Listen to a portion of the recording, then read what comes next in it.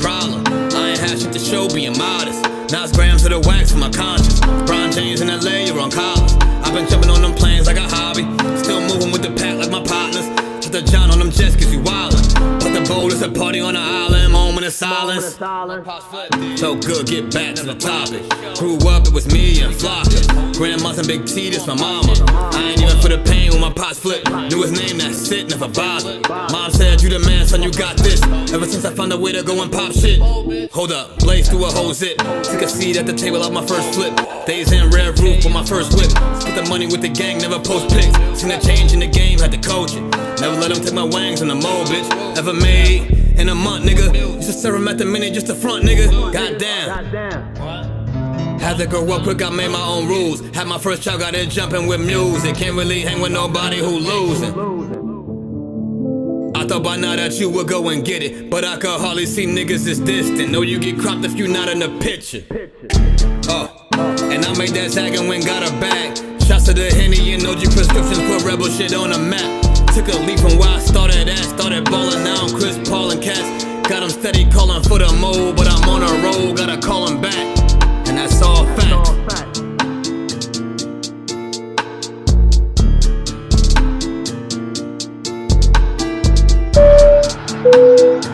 Ladies and gentlemen, welcome aboard. All carry-on items should now be stowed securely, either in an overhead bin or under the seat in front of you. All aisles, exits, and bulkhead areas should now be clear.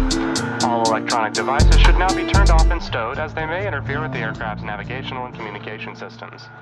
Once airborne, we'll let you know when you may use approved electronic devices, but note that some items may not be used at any time during the flight. You'll find a list of approved devices in the in-flight information section. All right. We back at it. Let's jump right back into it. Appreciate y'all for rocking with me. Sorry about the technical difficulties. Mode. Yeah, like so I don't like. Have you never been insulted? I lied. It's the Jimmy Snow channel. Cheers. Things that were true and you found that hurtful, like. All right, y'all. I think our first little lounge area is done. Let's go ahead and get it copied up. Let's see. Andrew, you're so full of shit. Andrew, if it's not a big deal, why not then just if the speech is not a big deal, why does it hurt you so much to call a person by that which they wish to identify? Why is that so rough for you? It doesn't matter anyway, so why not call them? Call the trans woman a woman. Why not? Because I feel like I'm lying. I don't want to do that. So it's feeling based. I think if I was in your workplace, so Andrew, if you were my boss in this hypothetical situation where you're talking about like, well, if I'm an employer, am I being compelled to blah, blah, blah? First of all, I don't want to work for you. If you're calling me by only my name, I know that you're hateful. And guess what? You are losing out on my extraordinary talent and valuable contribution I would be making to your team. Like, I guess that's like, I've been thinking on that for a little while. So that was a thought that I didn't actually mean to spew right now. And it derailed my original point.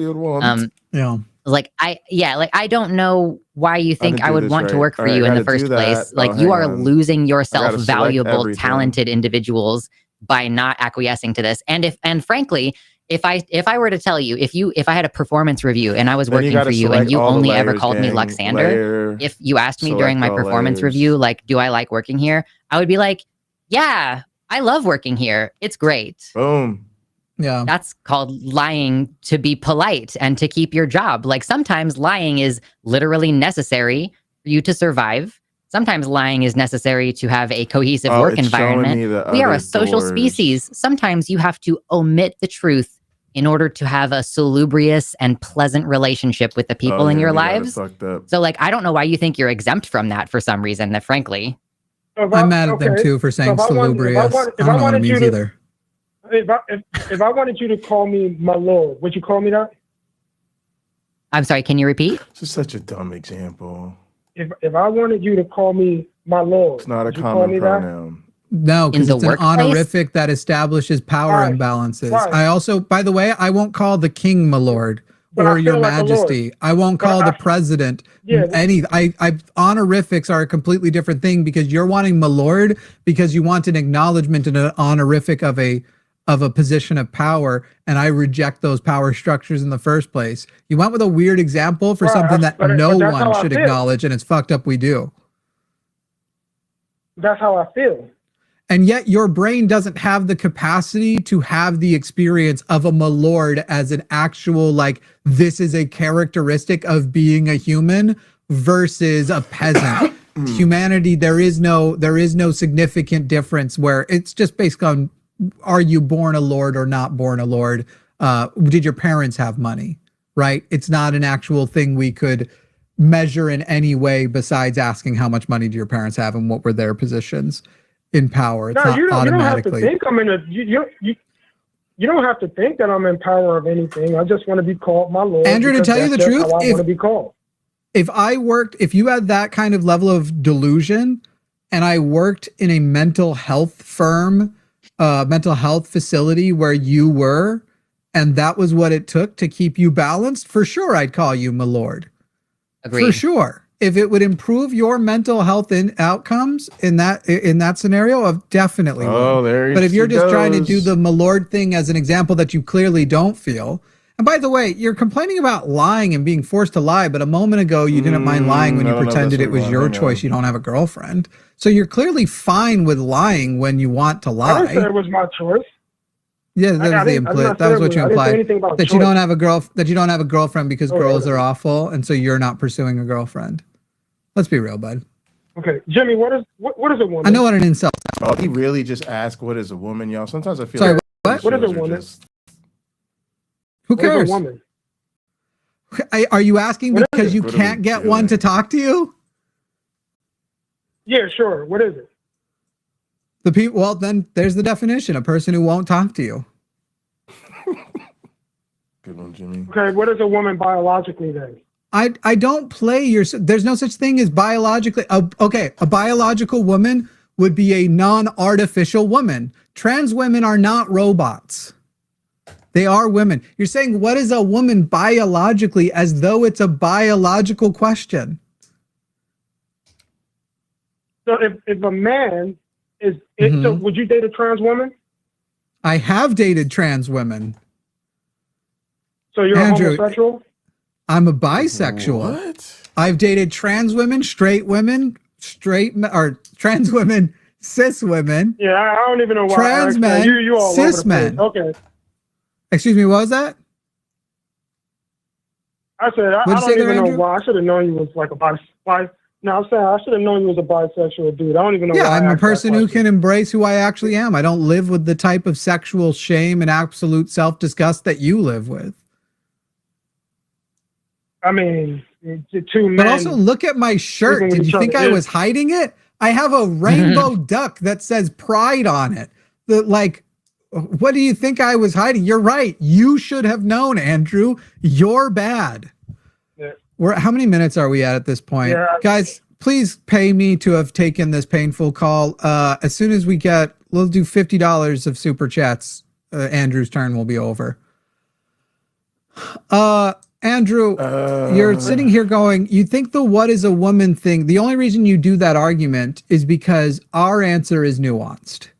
But you know that your side will laugh if any nuance is presented. If we don't just straight up say an XX chromosome, blah, blah, blah, blah, blah, blah, blah, as you count on that your whole side doesn't understand the terminology and thinks that it's a common sense answer. And so because your side will laugh when the answer isn't just the straight up, which by the way, most people on our side are fine going like, yeah, we'll start with adult human female, just the way you will start with a simple explanation of what a chair is.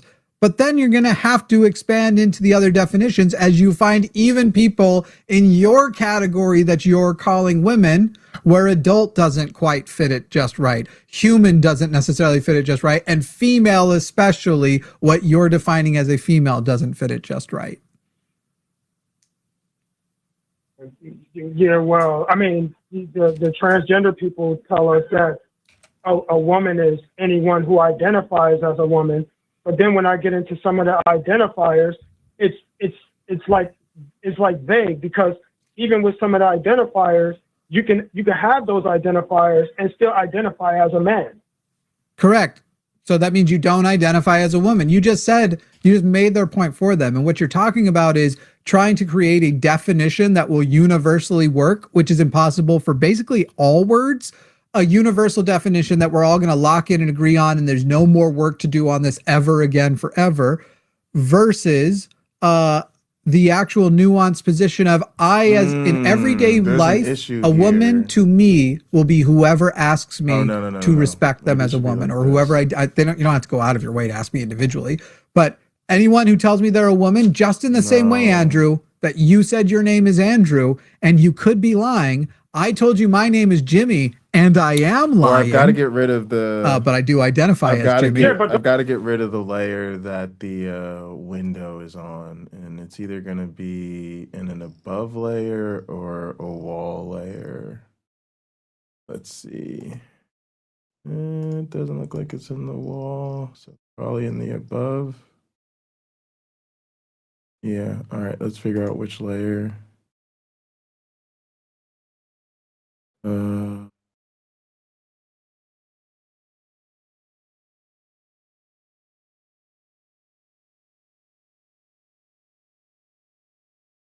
Above 1. So what we should do is lock above 1. Then try this again. Select all of this, layer, select all layers, Control C for copy, Control V for paste, overlap them. Yeah. I think that's what we want. Then we would slap them down. I didn't do the unblockable tiles, but let's just see if this works real quick. Should be like that. Then we would just go back to that above layer, which was 2. Show it. No, above 1. Yeah, and now the windows just go back where they were. Okay, so let's just undo this and do the collisions, and then we can copy and paste.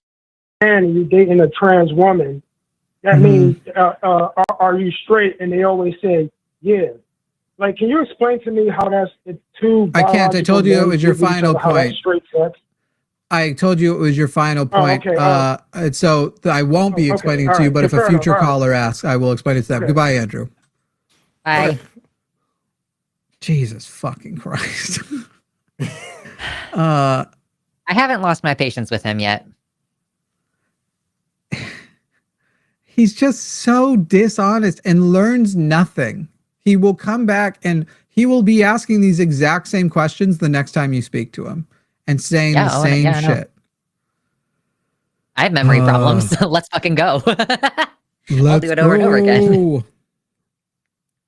All right, we'll do a person who from the left center wants to agree with MAGA on a point, and then we'll come back to the trans stuff. The trans things, but in the meantime, we have Josh in Wales. Excuse me, let me restart that because I hiccuped on you, Josh. Josh from Wales is calling in to talk about the MAGA point that he agrees with. Go, another hiccup. Sorry about that. How you doing, Josh? I'm all right. How are you? There we go. I'm okay. Are you the Welsh guy who called once and told me I was as thick as they said the wrong term, but as thick as the hemorrhoid on my ass? I did have a hemorrhoid at the time. Was that you? No, it's my first time calling. So. All right. Good enough. Good enough. All right. What point do you want to bring up? Okay. Well, the only MAGA policy that I personally agree with would be the illegal immigration.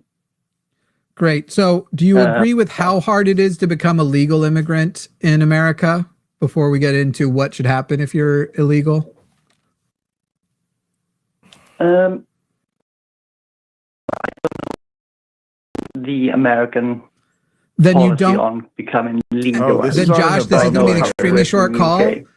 This is going to be an extremely short call then, Josh, because you don't get a fucking opinion if you don't know that. Because right now, the core of the problem with immigration issues is our immigration policies. The fact that we present ourselves as the melting pot, but are a racist sack of shit country, and that we actually were a stronger, better country when we made it easier. If you don't even know what the restrictions are, why people are coming here anyway, despite those restrictions, and how hard it is to get through them, I don't care if you agree with then what you should do with an illegal immigrant, because right now the people we consider quote unquote illegal are benefiting our economy. They are pivotal to American success, and we're just sitting there and whining, going, "You crossed an imaginary line we put in the dirt, therefore you deserve to go to a fucking concentration camp." Educate yourself holistically on the immigration issue, Josh, and we will have a discussion in the future. All right? Yeah, well, fair enough. I agree with the imaginary line thing. I think the world should be open to the people anyway, and we as a society have put in imaginary lines. But then you don't agree with them on illegal immigration. Yeah, no, that's crazy. You aren't even close to a MAGA immigration agreement then, because they actually believe these lines were put there by Jesus. Oh yeah, no, I'm not. I'm very atheist. But should illegal immigrants go to concentration camps? Oh no, I think the way that Trump is handling illegal immigration is very unjust. But we've put in laws to say when you move to a country, you've got to do it. They're misdemeanors, Josh, it's a misdemeanor. I don't know if y'all have the same language for this in Wales, but like staying in the country longer than your visa says is like, it's literally like a go to court and get a fine kind of thing. It's not something that you should go to a concentration camp. People don't go to jail for it. Like, it's a very minor crime if in the very rare situations where it is actually a crime. Would you agree with putting people in prison if they were going 10 miles an hour on a highway that they arbitrarily set the speed limit to 5 miles an hour to on a highway? Would you think that that is a problem with the people who are then going 10 miles an hour, or the stupid policy that set the law so restrictive that everyone who drives on that highway is going to end up breaking the law? I think I want you to just walk over this. Stupid. Then that's where we are. The problem isn't with the illegal immigrants. The problem is with the laws around how easy it is to become an illegal immigrant. And the fact that, again, there's not even a part in that metaphor that is this, that we subsist off of exploiting their labor, that they are coming over and benefiting us, that they are good for our economy, they're good for our communities. And we actually, the biggest reason why Republicans aren't actually going to get rid of all illegal immigrants is they'd have to start paying more for shit. They actually will suffer for that. The drug stuff that they all want to complain about, turns out that that drugs are being trafficked by a lot of white people, by planes, by legal forms of traffic. And it's not grandma taking an extra backpack full of cocaine as the coyote rapes her across the border, as Republicans would have you think is happening. Josh, what makes a person an illegal immigrant, which is already a very silly phrase, but an illegal immigrant, if the rules around how you become an illegal immigrant were fair and smart rules, like you don't get to come over here if you are a known drug trafficker or murderer or whatever else under most instances, then I would be okay with deporting them too en masse, and in some cases sending them to prison facilities, though I wouldn't go with the inhumane ones, because even prisoners shouldn't be subjected to concentration camps that have terrible inhumane conditions. But the problem here is we can all agree if somebody is here illegally, if they deserve that status of illegal, there should be repercussions. I'm saying they don't deserve it. And that's the core pivotal argument to it. So I don't think if you think that I agree illegal immigrants shouldn't be allowed to just exist free in society, then there's a baseline to that almost anybody is going to agree with. But first we have to get through whether or not the people we're calling illegal should be called that.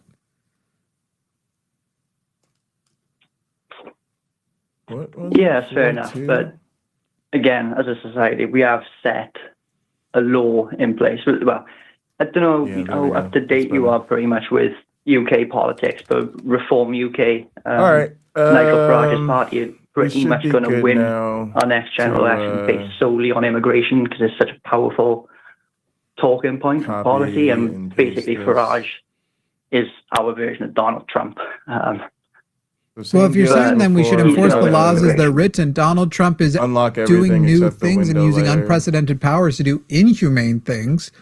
So that's not like he is definitely bypassing the laws that were written and being a fucking fascist. That's why the Supreme Court, conservative as it is, has had to reverse several things that he has done so far. And federal courts are as well, but we don't have enough checking powers, not since Mitch McConnell did the equivalent of raping that old lady with the coyote across the border, but to the rest of us by stacking the courts with radical judges. Right. But again, Josh, I wouldn't expect you to know this because you're using just the most unnuanced, like, I agree, people who are here that are bad shouldn't be.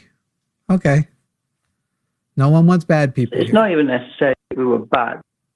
I think it should be anyone. For instance, if I was to go to America, I've got a criminal record.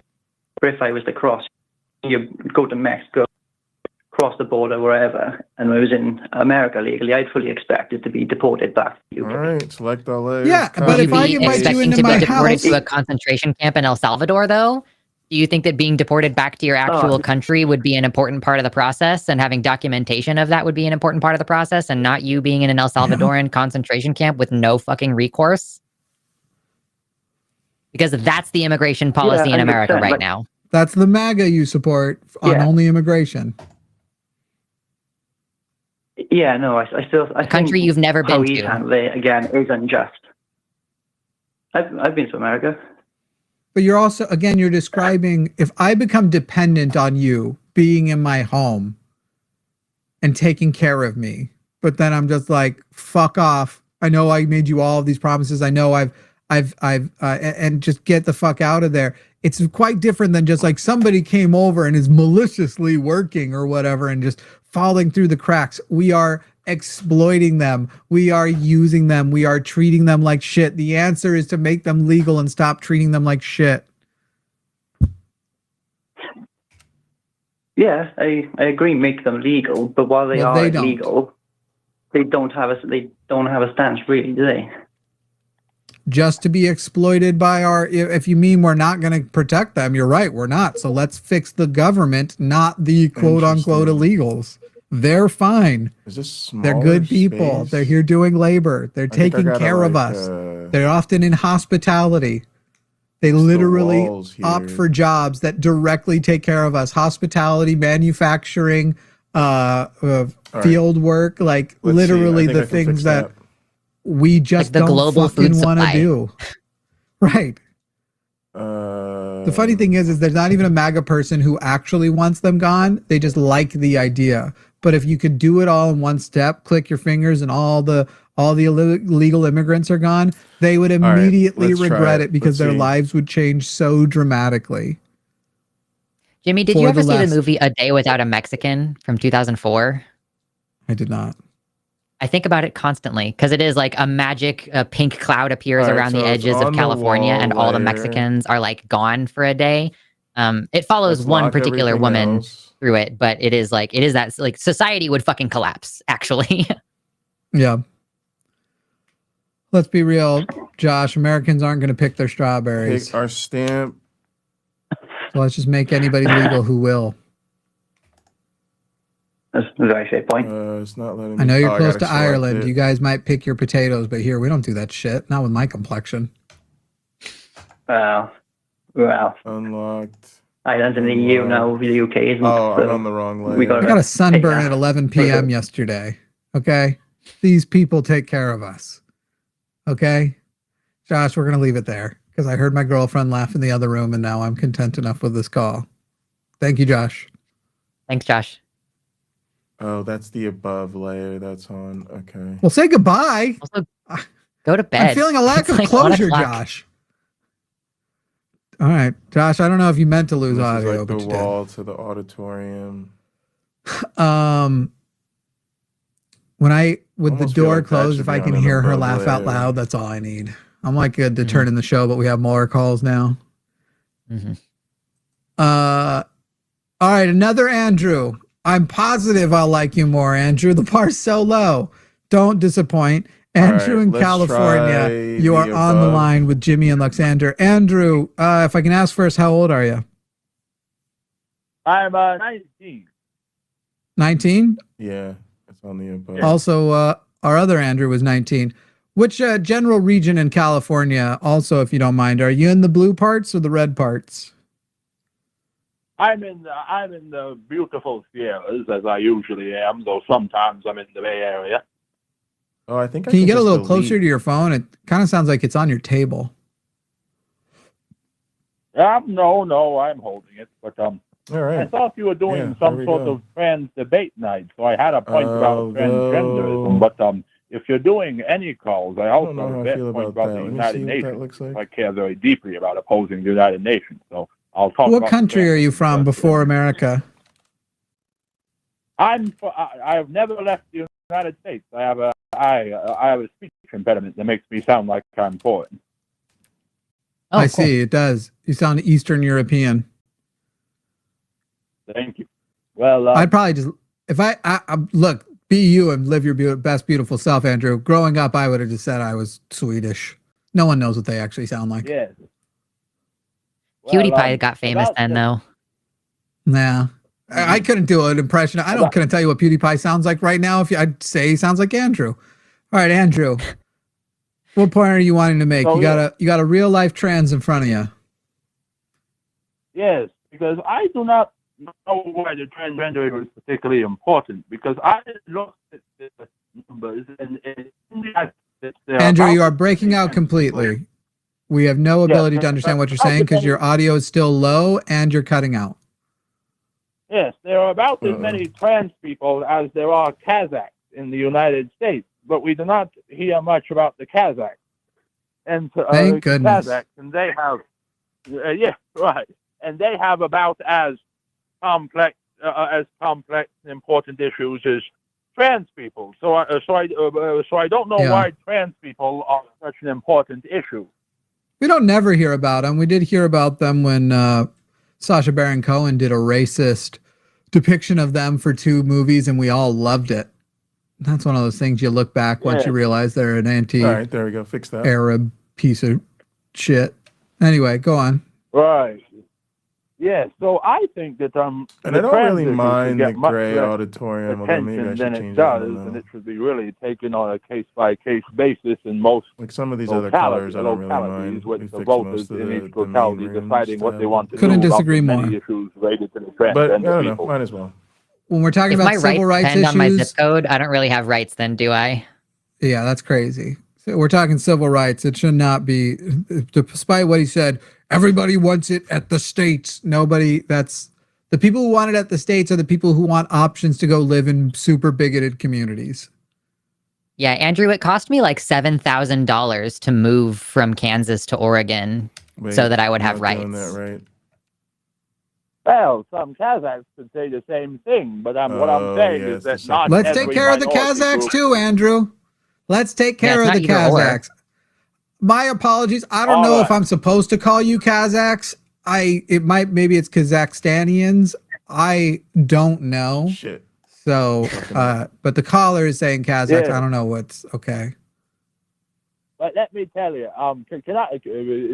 since you're not only talking about the trans issue, I'd love to talk about the UN, because this is an extremely important issue that not many people are talking about. Do you know that it's going to be a point that we disagree on, or are you just wishing to opine and use our platform for a UN point you'd like to make? No. I believe they'll disagree with this. Great. So Go very ahead. extreme, me and my. So let me tell you, the United Nations is really a truly terrible organization that has never really done any good. God damn it. and it is conceptually Just leave it. terrible. All right, we're gonna and go over even it. today, been doing lots of all right. poor things. We So have to then give me immediately, this. immediately take out the United Nations, and replace it completely with an entirely new organization. I say 4, but In yeah. the middle. Okay. middle You agree? all the way through. No, but I don't. I just don't feel like you care. had a good enough like explanation for why No, for me to be Yeah. able to rebut Well, let's anything that just you said. Or find myself Because caring the world is potentially. different. And I'm focusing on I how used to- often this accent is changing. I used to be a Damn it. federalist, but I changed All that right, here. I recently should be able because to do many, like a select. because the world is very different. So one And world then organization bucket cannot fill? deal with all parts of the world. Right, If there we we go. truly want effective international laws, we need 4 different organizations: one All for right, now I Asia, one for the gotta Commonwealth undo the nations, select. one for America, and one for Africa. Actually, no, just move on. Okay. A new Andrew, selection. do you believe queer people should be allowed to get Yeah, married? okay.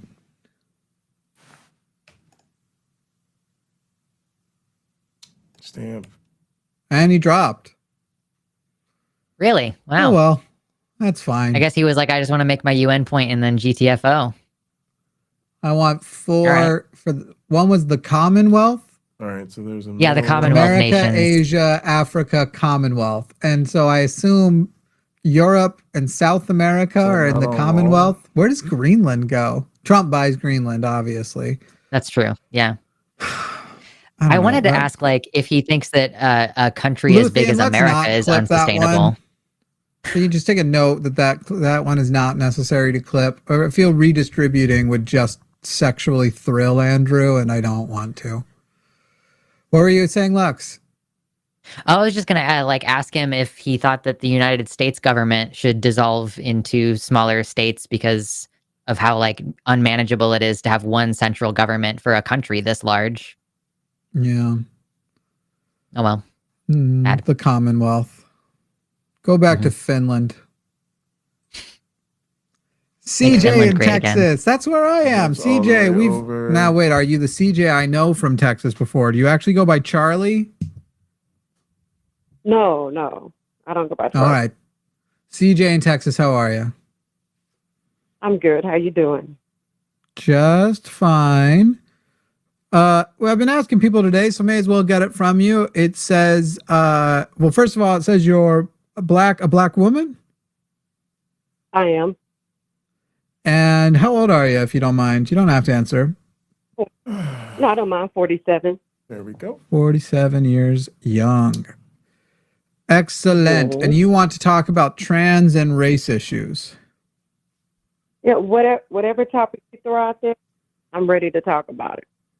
Well, generally, you we wanna allow say. the caller to decide what they oppose us on because it's hard for me to figure out the menu of great many things I believe that you could oppose. So whichever one you feel ready for, you go for it.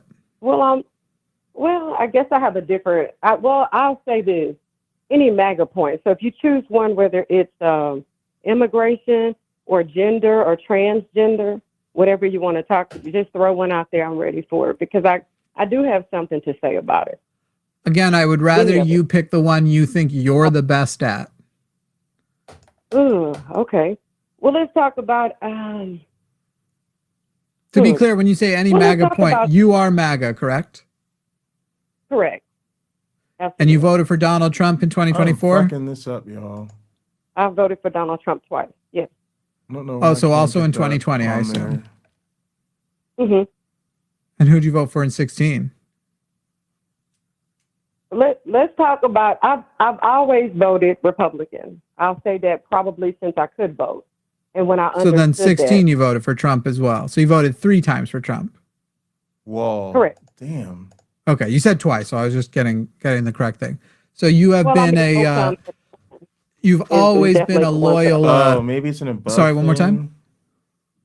Go ahead. I'm sorry. I didn't mean to Oh, it's interrupt you. definitely. Oh, I still have a always a selection. loyal Trump Okay. supporter. Just out of curiosity, what part of Texas are you Like from? I'm like in the none. Austin Okay. area. No, we're good. Outside of Houston, suburb outside of Houston, so Houston Cool. area, not too far from you. Yeah. All right. I've been there a couple of times. I have a Middle. friend who lives in Katy who I've gone and seen.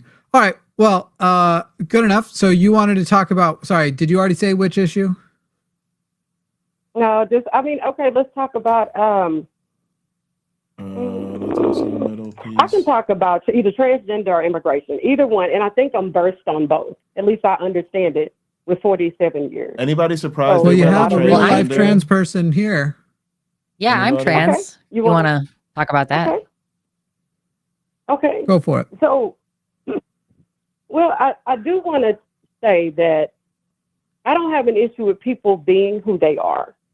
I'll say that because I don't have So I don't you want have anyone an to have issue with an people issue who they being are. Got it. me being who I am. I just want to know on both sides why I should have to identify with whatever it is that you want to be called.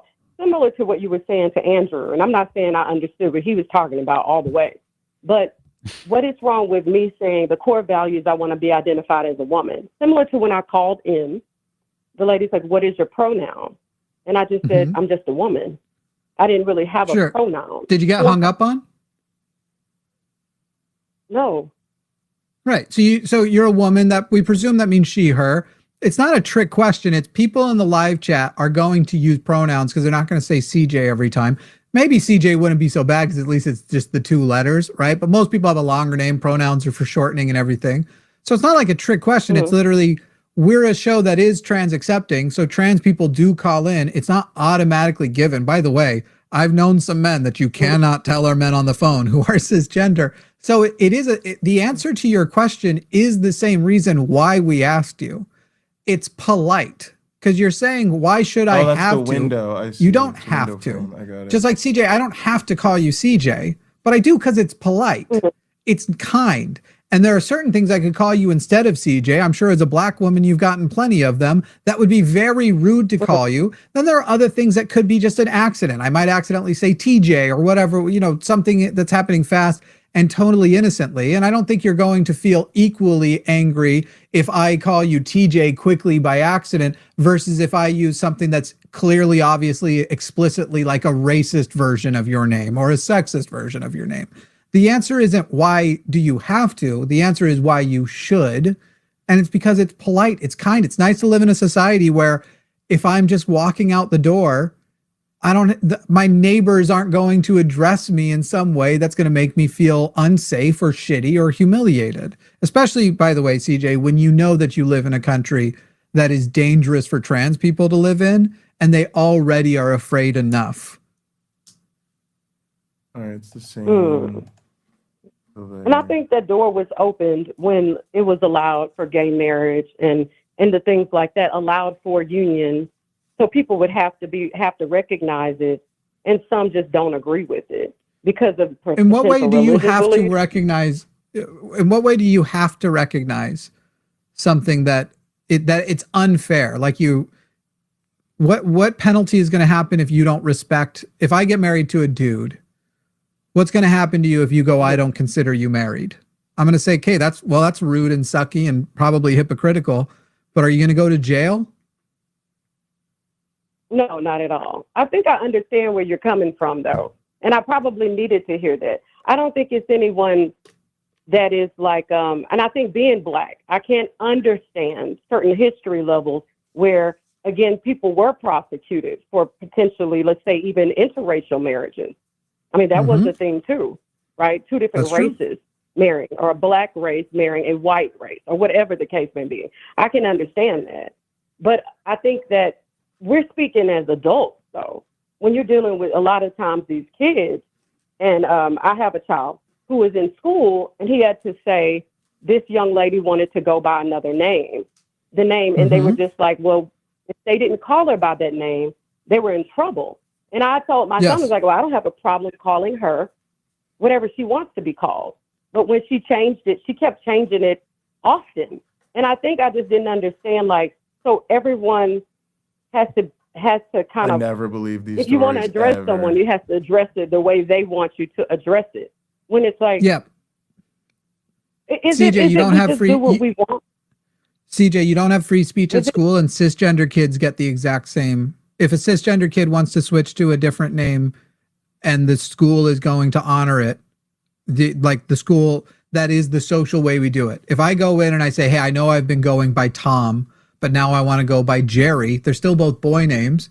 And generally the school is going to say, like, all right, let's honor that. Let's go ahead and take it. And if somebody instead of Jerry, my masculine name, starts calling me Bobby instead, which is still a masculine enough name, there's not as much going to happen besides somebody going, you're being pretty rude right now. But if instead he starts calling me Lindsay, meaning a more feminine name, unless you're Lindsey Graham, just kidding, he loves that, it's more feminine. But unless it's like, if it's a clearly like Mary would be a good one too. I know there's always exceptions, but he's calling me Mary because he's trying to go with a feminine name. Now we're getting to the level of bullying. So we're not asking for special exceptions. Yes, a trans kid is more likely to utilize that right, but cis kids have it too. Okay. Well, that makes sense. I don't believe in hurting somebody or bullying or making somebody feel something. So I guess I can agree on that. And I don't have any problem with people being who they are. I just think that, you know, even in an adult world, they want, it's like, well, you have to put a pronoun down. I was like, well, I just don't have a pronoun to give you. I'm Mrs. or Ms. You know, I don't quite understand. Why do I have to?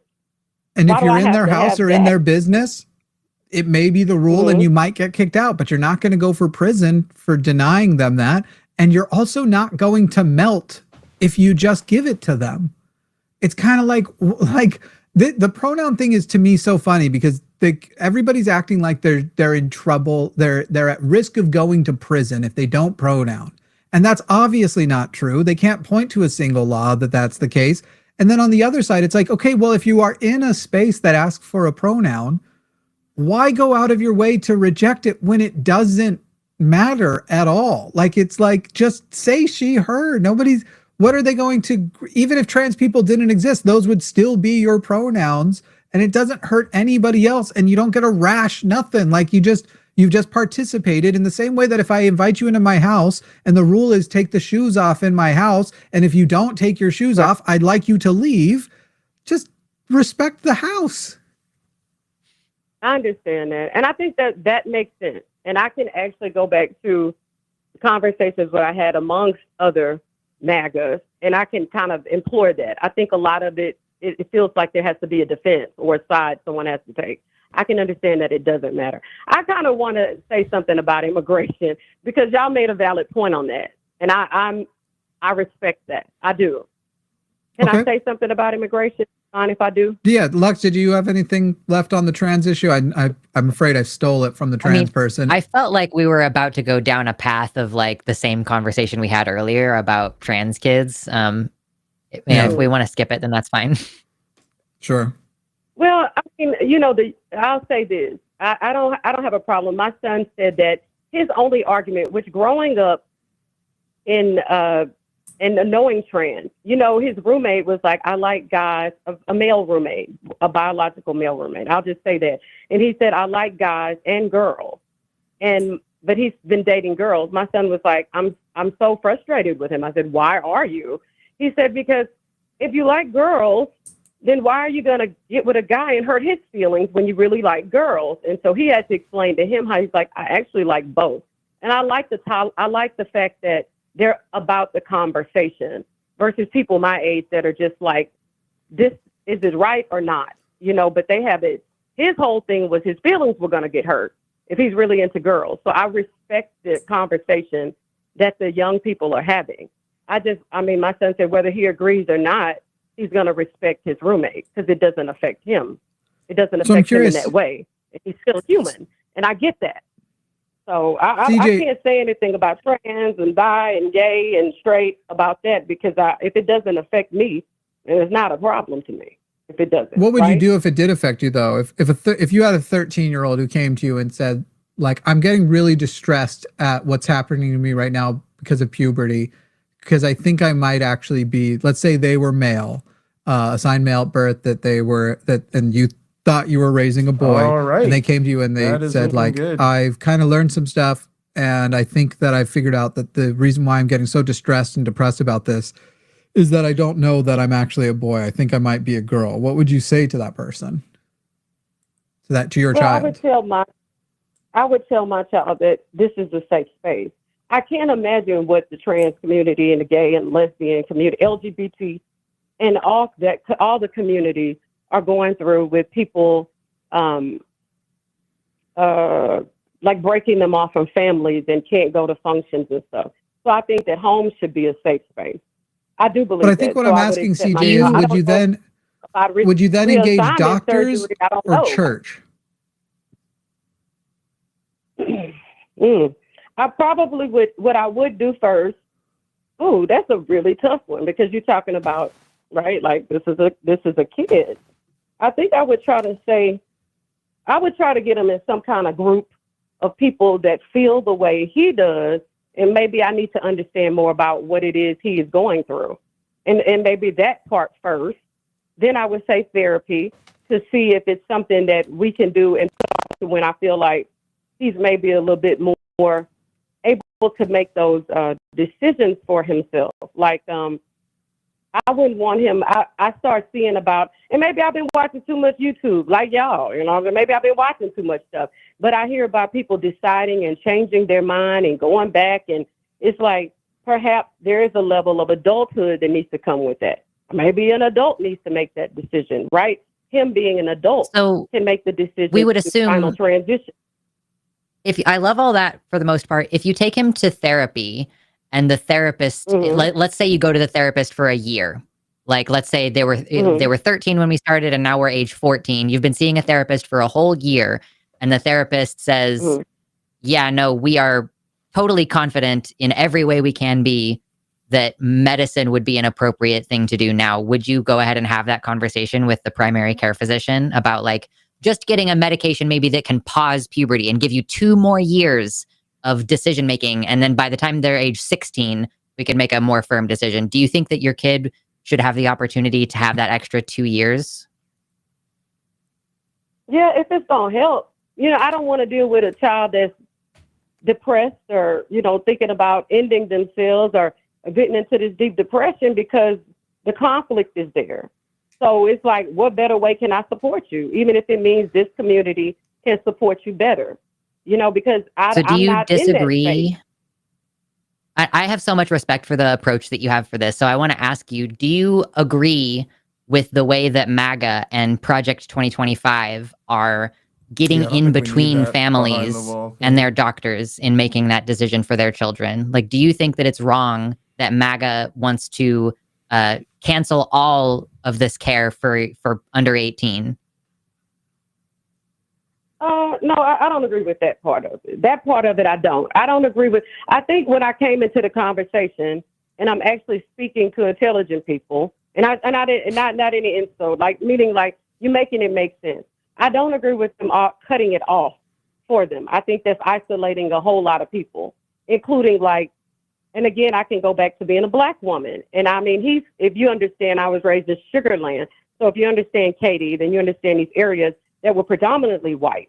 And I was the only Black child there, or the only Black in school. And I understand what isolation looks like, where people really didn't know. It's not that they hated me. I just looked different than they did. And they didn't know how to handle me or how to approach me. And it's a very scary situation. So I don't believe in cutting off funding for it. But I would definitely believe in some level of process. I think, is it to you guys, and maybe look, you can answer that, is it you believe it's a case-by-case basis? Do you believe that every situation is different? Do you not believe that there should be a process in place to support? I mean, yeah. So the way that it's set up right now, there is a process, and I do think that maybe actually the bar is too high, that there are kids who do need this care who don't get it. Do the same thing on the other side, but I agree that there needs to be corner. some kind of system in place for under 18s. I think it makes sense the way that we do it now, where if we're trying to make sure we have as close to 100% accuracy as possible on this diagnosis, like I don't think that's a bad thing to aim for, no matter what the medicine is. So yeah, I don't disagree that there should be a process for kids. And then for adults, I think you should just be able to walk into the doctor and say, I want this, and then they should just give it to you the same way that you walk in and get birth control. Kelly, I hate to do this, but I'm like, I think we're just going to keep finding out that we're not as far apart. I'm just sitting here confused. What is the thing you are aligned with MAGA on? Because a person would, like, I understand we're only on one issue, but just the general way you approach and have a concept of empathy outside of what happens to other people other than just you and your close family is not usually compatible with the MAGA profile. So what is appealing about MAGA to you? Well, I think that, okay, so I'm not going to go into the whole religious thing. So let me talk about immigration. And from a personal standpoint. There it is. Being that there should be no surprise. I won't say that, but I think that blacks weren't necessarily immigrants. Like I would think that the slave system that happened wasn't, right? So I ended here. This was where my journey started, and probably where several of my ancestors started. So when we became legal, like legally able to vote, legally able to work, you know, and we had rights at that point. I'll say that. When blacks here did. I'm not going to blame anything on anyone. This is just a fact, right? And so we have to pay taxes and do everything you do. You too, both of you have to do. When we were talking about illegal immigration and people, I remember having a baby in the hospital and my bill was $50,000. I work for the hospital system. That's just how much it costs to have a baby. In 2003 or 2004, I'm sorry, 2004 is when I got the bill. And there's a 21-year-old now. We're talking about a 21-year-old. So I remember some of the people who did not have legal paperwork were able to just have babies for free. And they were having a conversation about it and saying, you know, I can have babies, which meant that the rest of us who wanted to plan families were like, well, nobody can afford that. And I thought that was so unfair. I think what you're upset at is private insurance. Right. CJ, who's the problem there? The people who got the free care or the system that didn't give you the free care? Because I would argue you should have both gotten the free care, not take it away from the person who got it because you didn't get it. Well, the difference was they didn't have any legal documentation and they couldn't deny them a right to have a baby. What you can't just let them sit on the street and just that doesn't matter. What it was is we have to take them, but they couldn't build them. They couldn't tax them. So it was like they were living free. But CJ, that also happens with citizens. Hang on, CJ, before you jump forward. Yeah, exactly. That's true of citizens also. What alternative would you have preferred? That she go dangerously have that baby on the street? Light thing. That you have proper paperwork and have the same level of citizenship. No. But let's go with real life and what actually happened. On that day, what should the hospital have done differently? Okay, well, obviously, they should have taken the person in, taken the female, the woman in, and have the baby, and did exactly what they were supposed to do. But how did you even? By the way, I'm not denying that this happens. I don't know how you were aware of their documented status. They were like, well, so I know the daughter. The daughter who, her mother. She was my age at the time. We were in our early 20s. The mother was pregnant. The mother had the baby. And because she's illegal, she was like, well, you know, she can continue to have babies. This baby, she wouldn't even worry about getting her paperwork. It's like, but I have to have my paperwork and I got a bill. I think that happens so often. And what it is it's and if it happens in masses, let me tell you something. If I go to your store, and I just let me ask you something, Jimmy. If you have a store and I go in there and I take something from the store and you find out I was able to steal it successfully and you find out, well, I was just trying to feed my family. What's the difference between me going in there and stealing something to feed my family or going in there to steal something because I'm just a rebel and I don't give a crap about your store? What is the difference? I mean, I do think that there's a different moral weight to that. Yeah, CJ, the difference would be the morality. And CJ, it would be the exact same question I just asked you about the woman. The answer isn't penalize both equally. The answer is get rid of poverty. So the only people who need to steal are the assholes. And like get rid of the person who's stealing food in America. Where we have this much wealth that somebody's having to steal from a gas station. The problem isn't the thief in that. The problem is the fact that we live somewhere with this much wealth, and someone would need to resort to theft to feed their family. So if y'all get your way if you put my socialist utopia into effect, because then we're only getting rid of the bad thieves, the ones who are exploiting and trying to take more than others, the ones who are trying to exploit a health system that so shouldn't. much better for the game room. But if you're not affected by it, if you're not affected by, like, there are people that go, you know what? I would love to have 4 and 5 kids. I know a lot of people that want to do family planning and all of this other stuff. You know what prevents them? The cost. Okay, yeah, the system's broken, the system in place, we should be free. But there are people CJ, you can't say it with that voice like that wouldn't fix it. They can just CJ, go you lay shouldn't up and have 100 million babies. CJ, you just said the solution, but you used a voice that dismissed it. So fix it by not having them be undocumented. Legalize their status here, track them, have them participate with the rest of us. And by the way, be sure that that's really what's happening, because most people don't like being baby factories. Give them free access to birth control, as well as the hospitals and everything else, and put them in charge of maintaining their, like, being able to only have babies if they want to versus not. Make sure that they are protected away. One thing that same woman, as you're there lamenting that she would be able to just have children, she also laments that if she gets raped by somebody and is impregnated by that person, she doesn't have any recourse, because if she goes to the cops, that's going to end with her getting separated from her children. So it's not like it's all sunshine and daisies over there. It's hellish in a lot of ways to be an illegal immigrant. And as you're upset about benefits that they're taking from America, you're also ignoring the fact that they create more in both direct revenue as they pay taxes through TINs. They aren't admitting they are who they are, but they're injecting directly with tax money, and indirectly with the amount of money they add to our economy that is then additionally taxed. Immigrants give us more than they take. So you remove the imbalanced power, the imbalances in society and in our government that are fucking so many people over. So then if anybody is still exploiting systems, it's basically negligible, and who gives a shit? Well, I mean, as much as you would like, as much as you live in the utopian world would work, but that's not where it's at. And right, because you keep voting MAGA. That's the thing. No, it ain't. Part of what we're trying to bring up, CJ.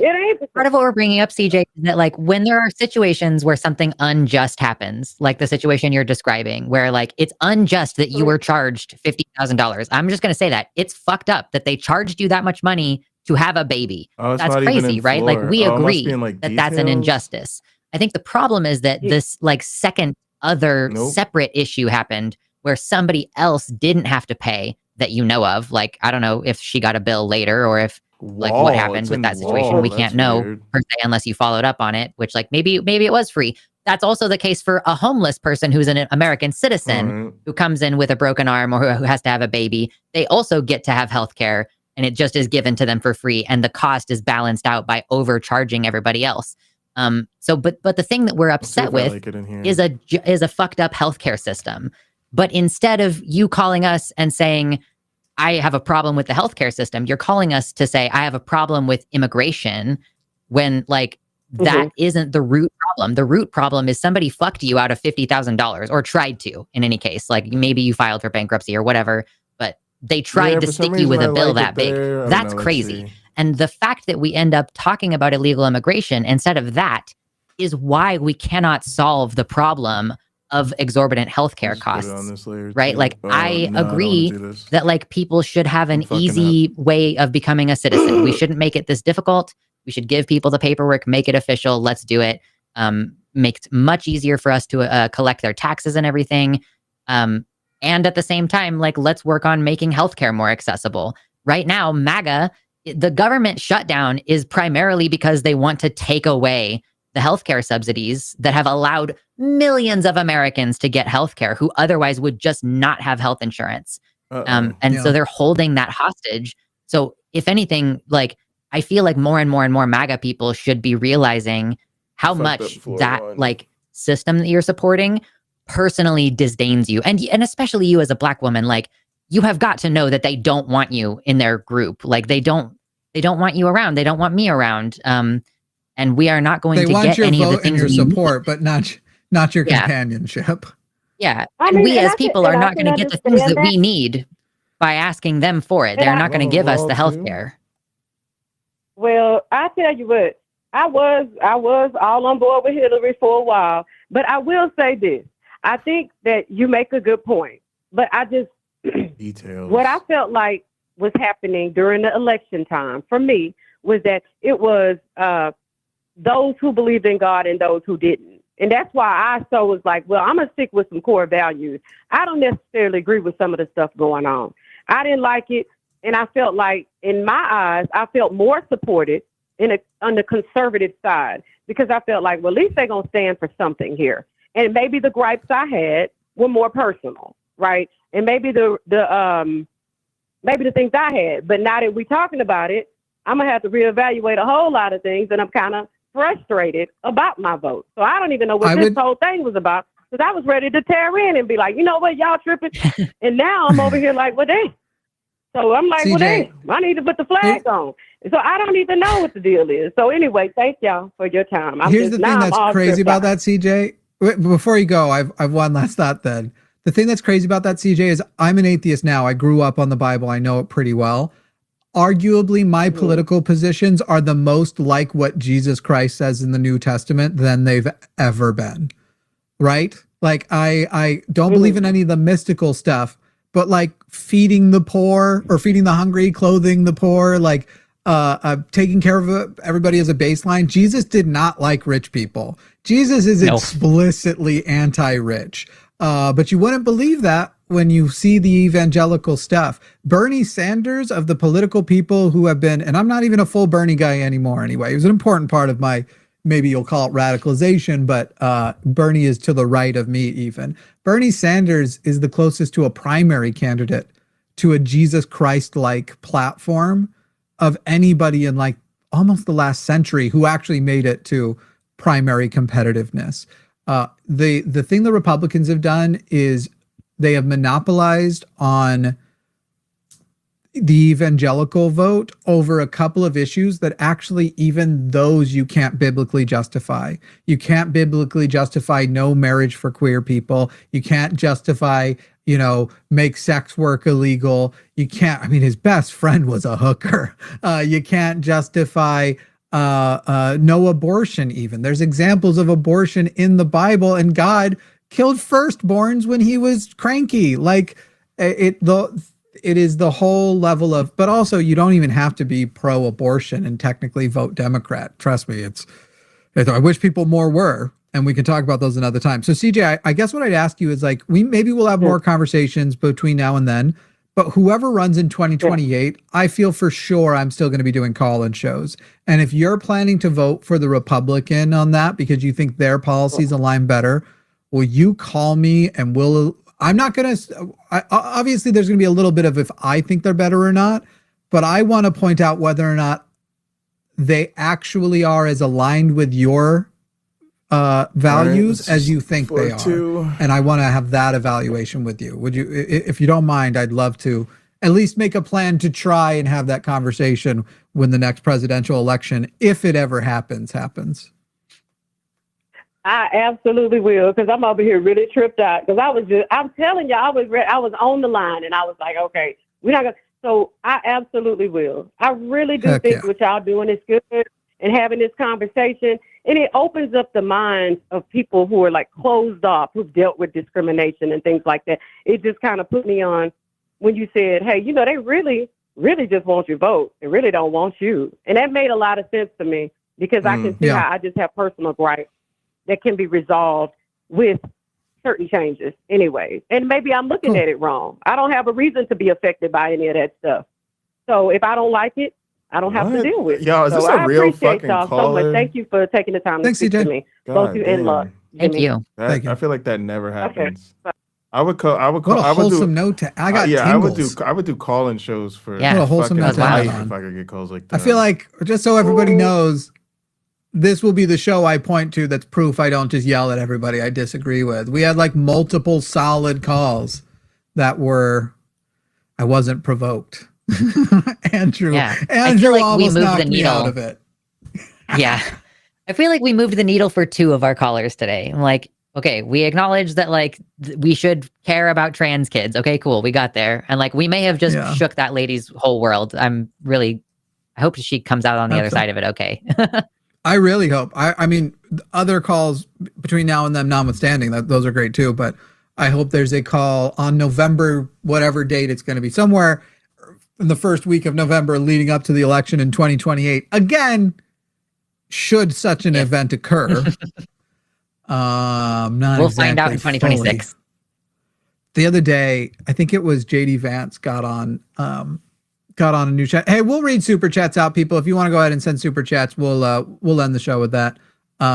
Yeah. But what was it? JD Vance got on. I almost called him CJ Vance. JD Vance was like, by the way, we've like, or no, it was Mike Johnson.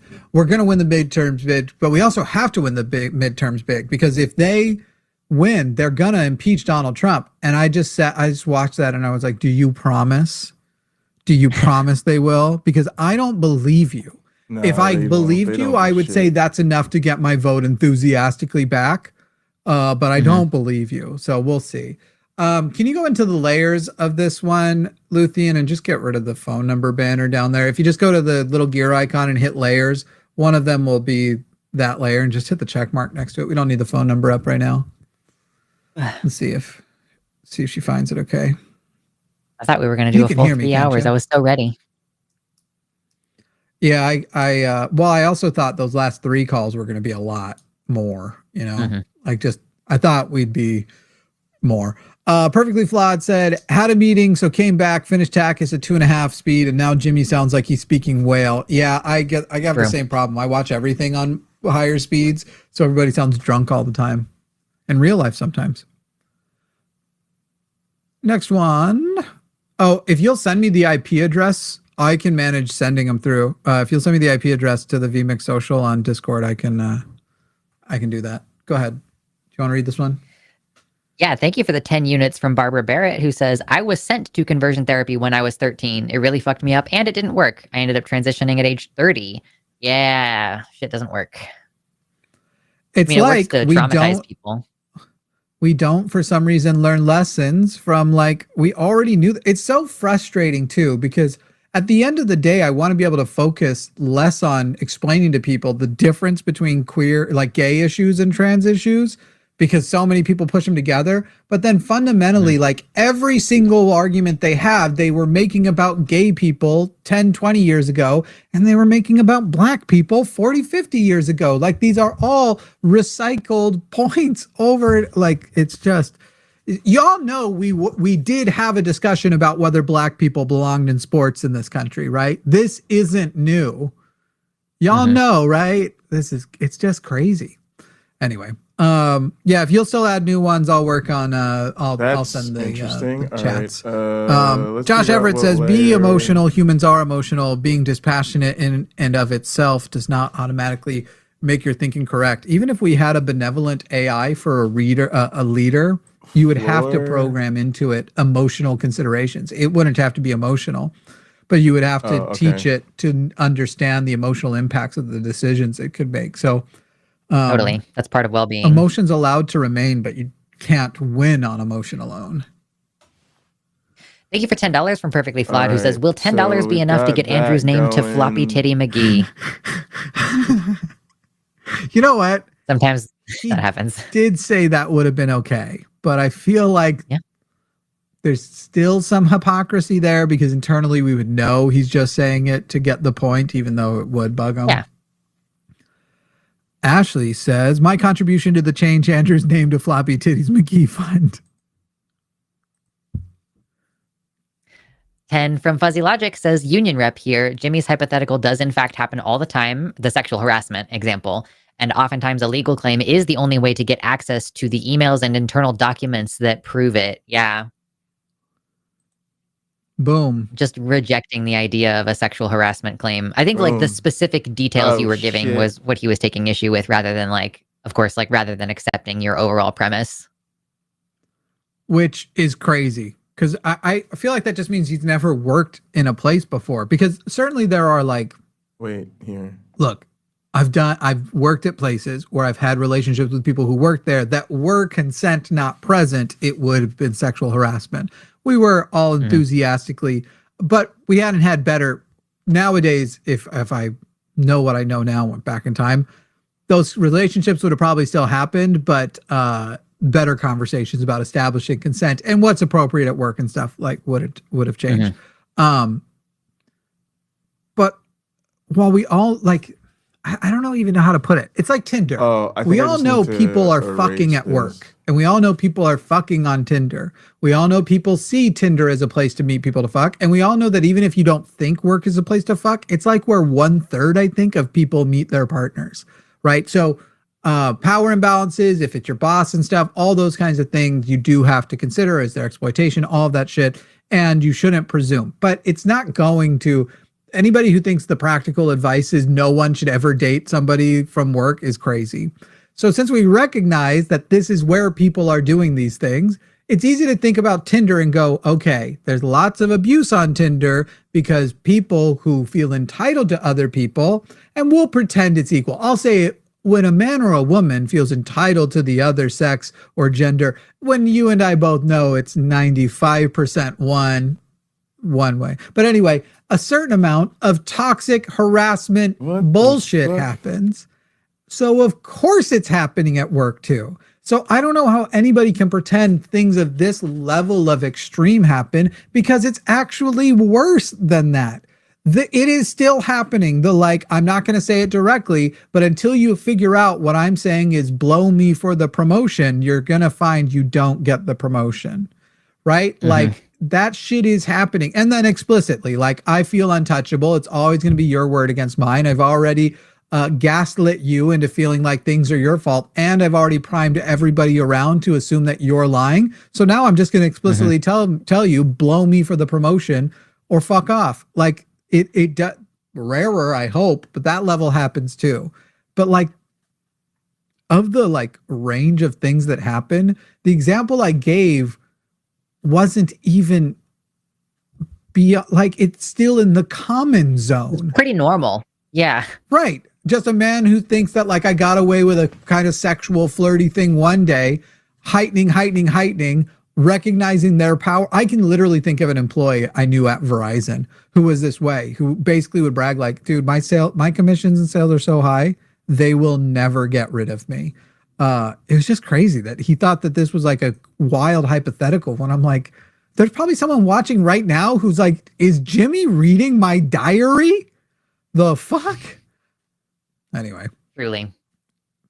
Thank you for 7 Canadian units from Megan Manita. Nice, it's a mushroom, who says Team Floppy Tita McGee. Intrude is what somehow Indeed and something else got spliced into. That was fun. True and Indeed. That's what happened. I believe we established last night that those are California units now. Or Tuesday night. Oh, true. Yeah. California. Yeah. It's happened Hank multiple times.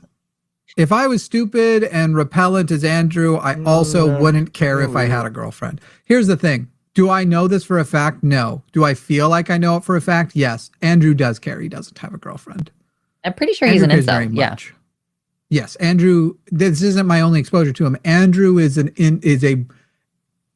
what's the word for incel pilled? It's not actually incel, but it's not just red pilled. Red pilled is Elon Musk is red pilled, but he's getting laid. Black pilled?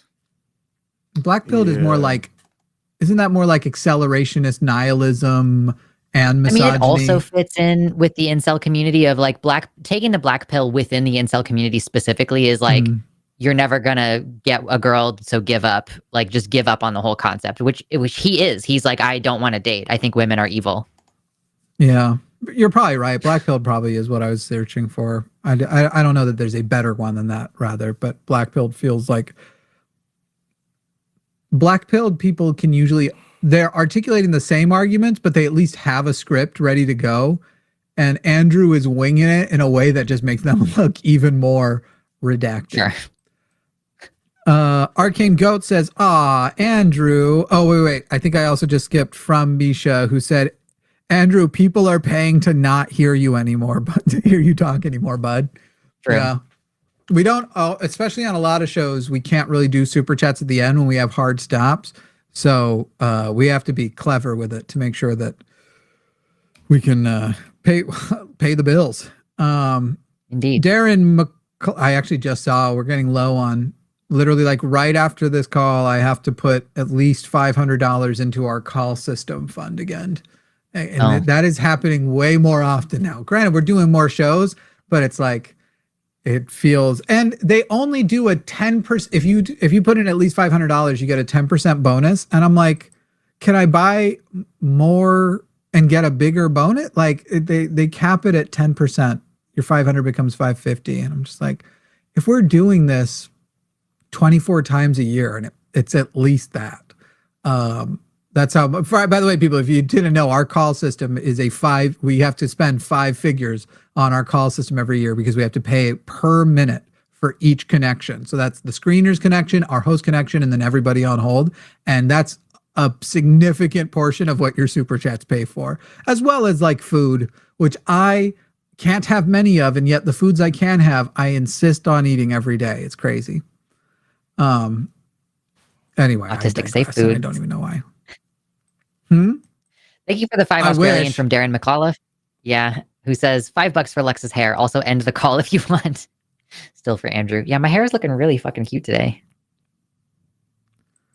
Okay, I don't want to encourage this, but my conscience 616 said my account is negative. That's how much Andrew sucks. Please don't go into debt to be super chatting. If I could refund a super chat, if YouTube had to like cancel this, don't let it through, I literally would, but that's not a system that exists. No going into debt for next time. Just say like, hey guys, my account's out. Can someone super chat on my behalf? It's killing me. Yeah, someone will do it for you.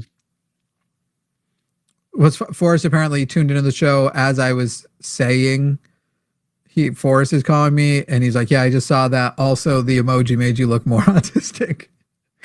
So when I said I used the emoji, I don't know if you were here for that part. He was calling me right at the beginning and I was reading out what I was saying to him. And I was like, and I'll add an emoji so that it adds emotion and doesn't make me sound autistic.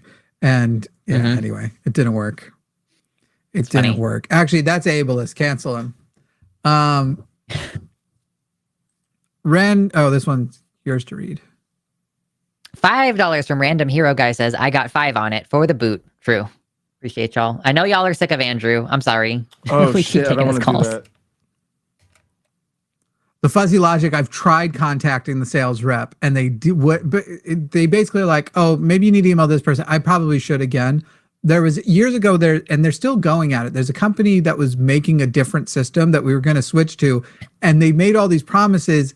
And they knew Call In Studio was their number one thing. And we might still switch to them if their overall setup is better. But basically, the closer and closer they've gotten to release, the more they've been like, actually, we can't really do it better than like cheaper than they can. It turns out their costs aren't as far off from what you have to charge and shit.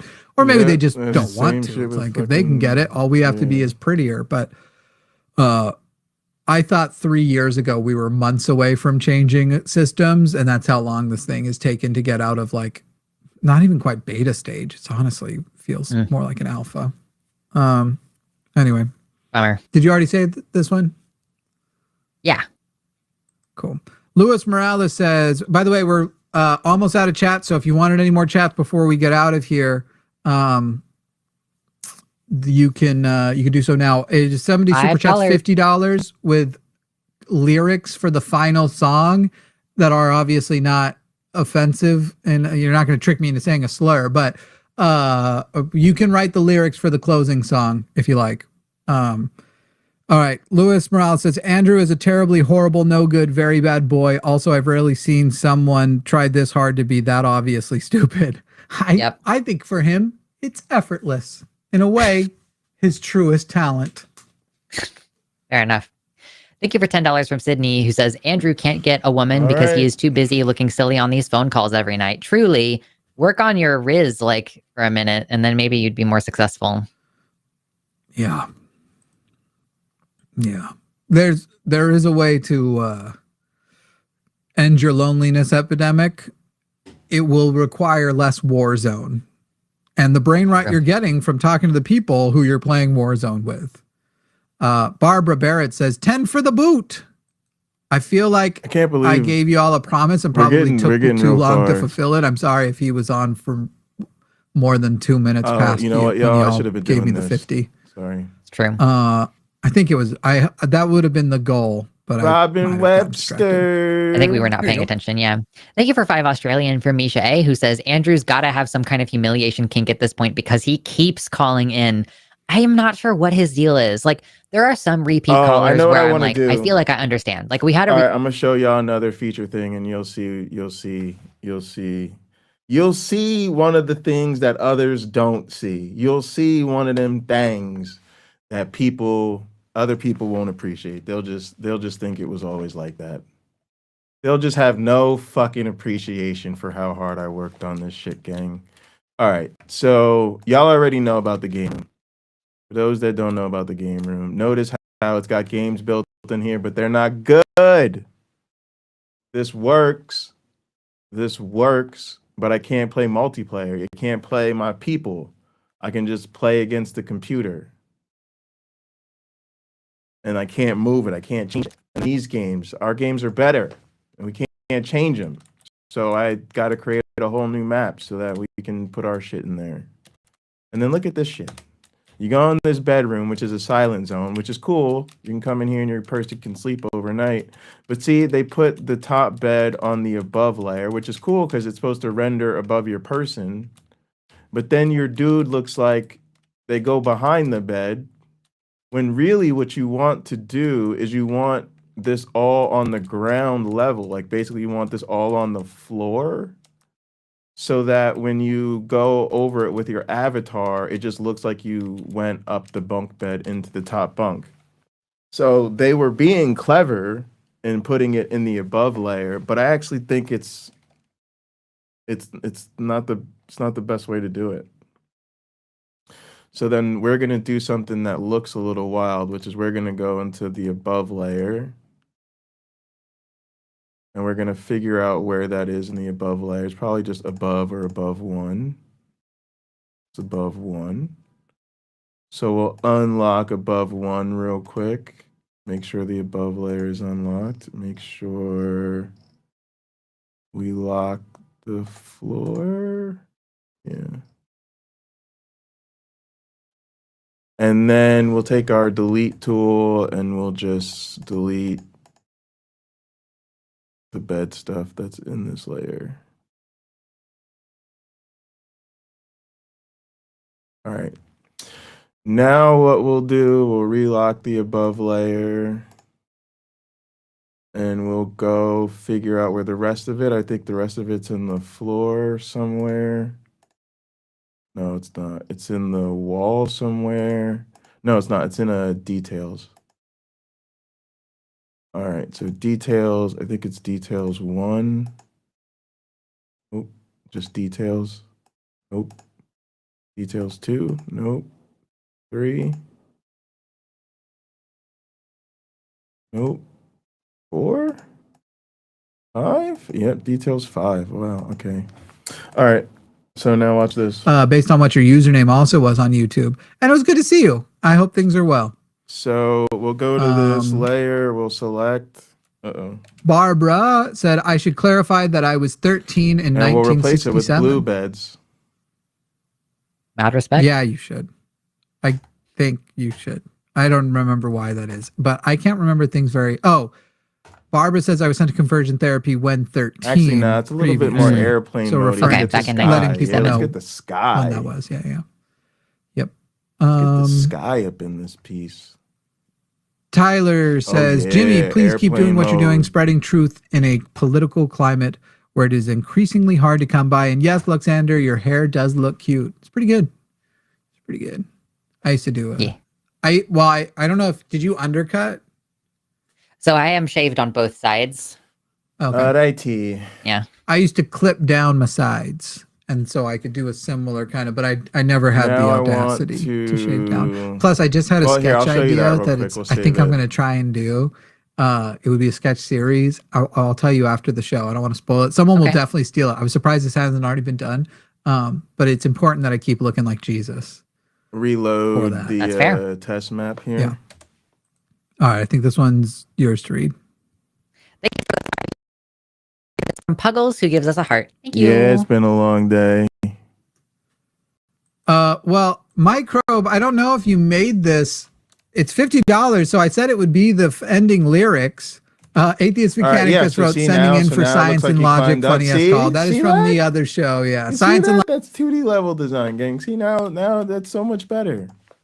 It doesn't look like I did, but look how much better that is. You go on top now. You're like now it's like I'm in the top bunk. You know what I'm saying?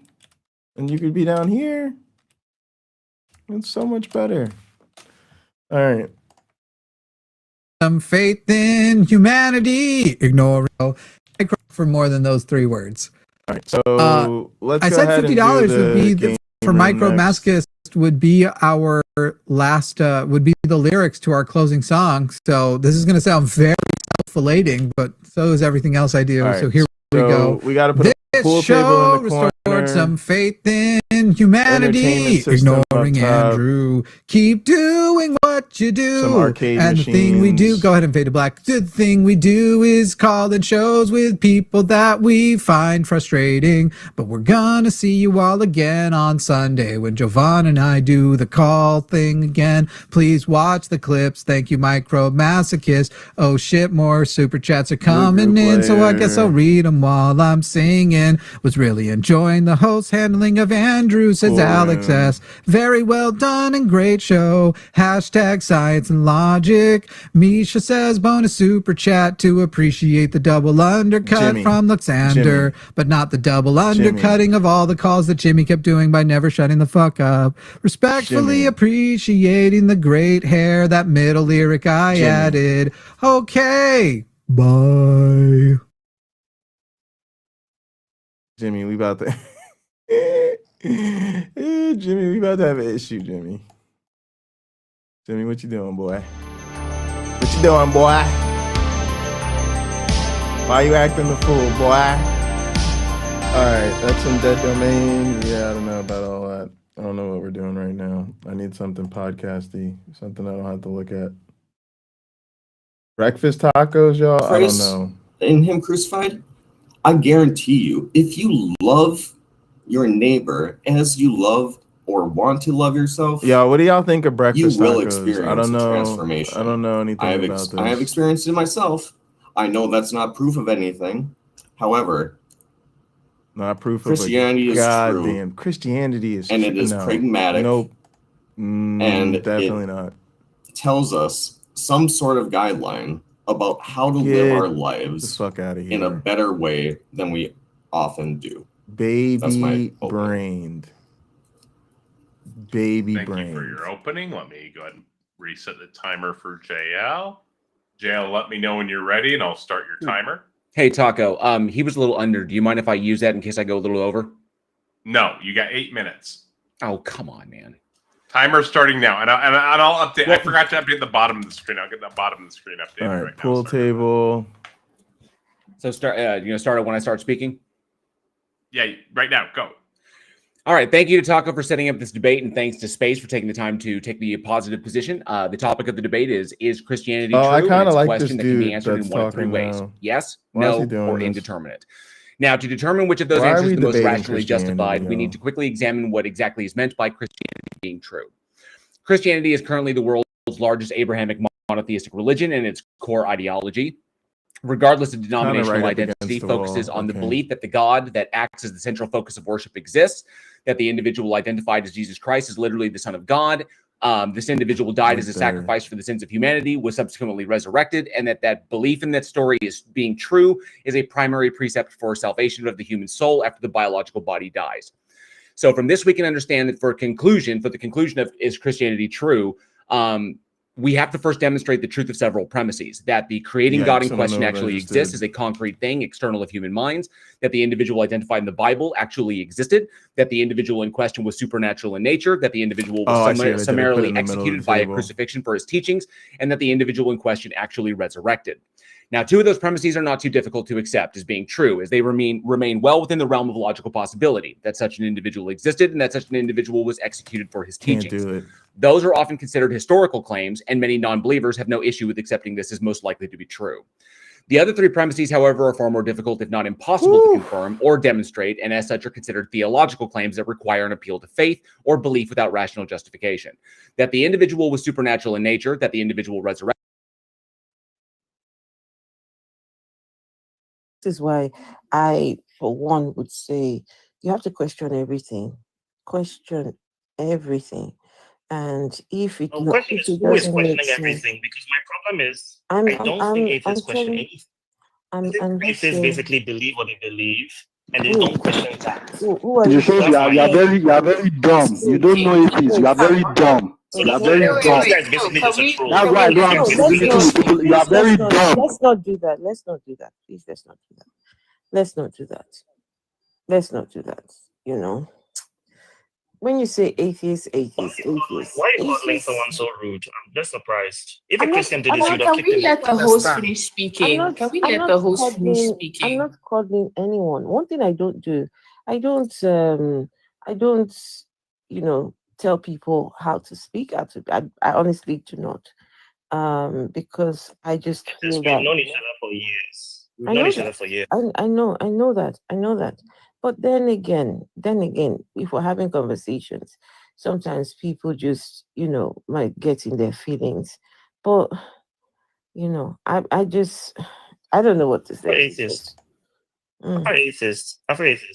The reason why you hadn't heard from me for a couple of years was specifically because when it came to atheists being absolutely as disrespectful as this last guy was, nobody said anything. And he could go at a person over and over and over. And usually you even kick the Christian out or the religious person out.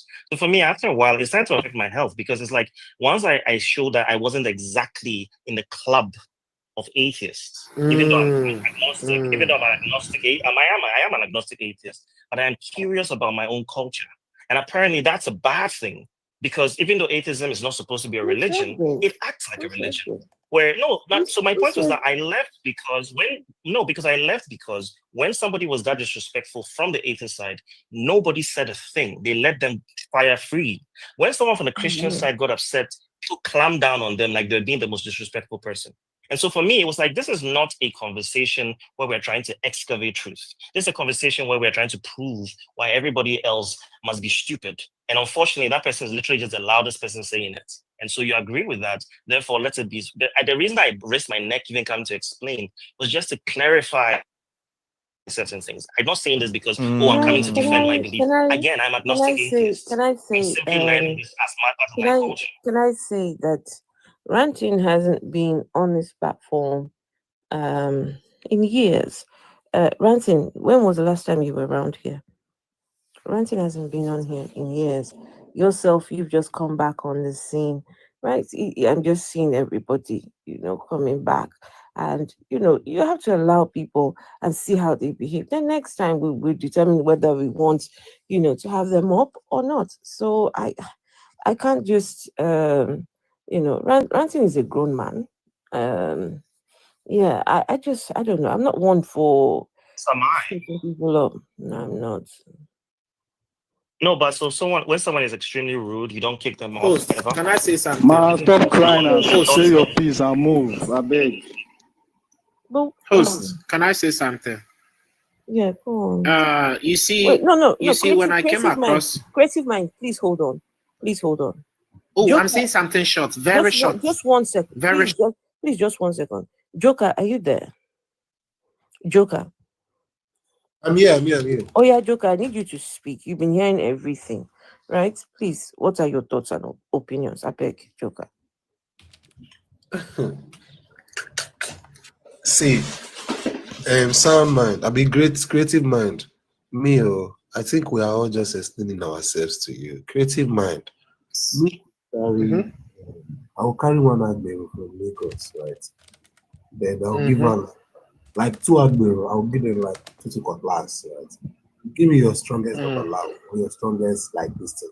I will drop 1 million there. That's it for me. Like, I don't really. We'll just sign contract. Say if anything happen. You know what I mean? Okay. That, I feel like I will just be talking to you and talking to you. So I'm on board. So let's do it. Physical people that will show proof there for me. But that's it. After this, me, I don't really have a lot to say. Honestly, can you pay the money to the hosts, and can you show me a screenshot and everything that the money is with the host so that we can prepare? Because I want it to be something that it's gonna be live and everybody's gonna see. Who is the person that is preparing? Don't rub any. Okay, so heat to, because there are people who can step into fire if they rub what the hell is going on their on? body. Condition don't who is the person that is doing it. Esther's son's questions made her start questioning. Oh, you mean before she deconverted, I think, right? The way that we're gonna do it is that since you said that you need proof and everything, right? We're gonna do it. You're gonna see everything on camera and everything. But what me personally I want to see is that you've paid the money to the host. The host is holding the money. I just want to see the money. Like the host will confirm that the 1 million is with her and everything.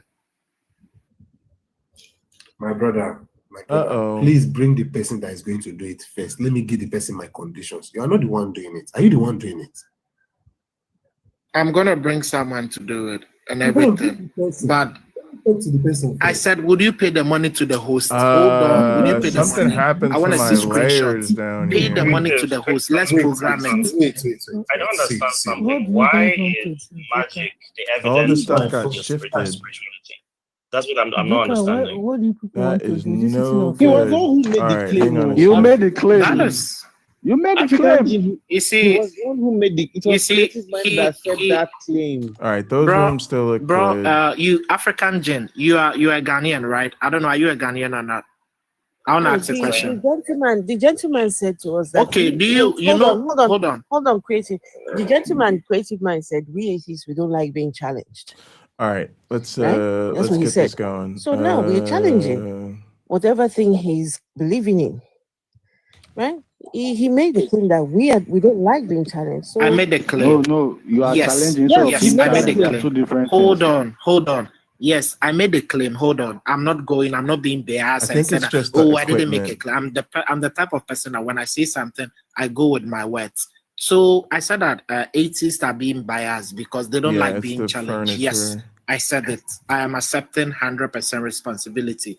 And I said that what made me say that was that I said that, yeah, in Africa, All right, let's Ghana, lock Northern everything else region, up. close to December, people could dance on fire without being burned. That was where Ranton said that, hey, bullshit, we were enslaved. Your ancestors that were spiritual, they didn't do this and this and that. And it all stemmed from. That was not how he put it. Creative Mind. Allow let him say it anyhow this time. Allow him. If You know God they were are. so powerful, the person here tomorrow, Creative Mind. Why couldn't they help us from? Bro, would you pay the money? Yes, I'll be here. Just pay the money to the host. Pay the money to the host. I'll be here. The 1 million. You said 1 million. You said 1 million. Don't go against your words. Chop money. Look at them. Yeah, Jesse. Useless beliefs. Look at them. Nonsense. Like insulting, bro. Can't we have a debate without I insulting? can't have a debate with idiots. I'm different. Whatever you think about it, Uneducated. About me. You can't generalize atheists. Uneducated fool. You uneducated. Don't feed the trolls. You. As a country, what were you saying? Okay. What I was saying was the fact that if you look at, for example, the people who were predominantly the Haitians, they're talking about people of my ethnic group, which is the people who believed in the Vodun spirituality, which is basically the Ewes, the Bon people, and so on. That's the people who were the Haitians. Now, the Haitians were what's a word I can use, rebellious slave people, which is the reason why they fought against the French. When you look at the Maroons, these were this is the change we want to also make. a is to shift rebellious, everything like this. Slave people. The idea being that there is something in terms of that connection, or at least that sense of self that comes from that kind of African spirituality that lets people not just simply surrender. And this is something that has been studied and understood why they resisted as they did. And the Maroons remained free pretty much until the end of slavery. All right, let's try something else. The Haitians were the first people in the history of to end the slave trade That's the right before stuff. Britain, Can I before just any of the move it? European countries. So at the end of the day, again, we diminish these things when we make you feel like these are just some primitive blah blah blah blah blah.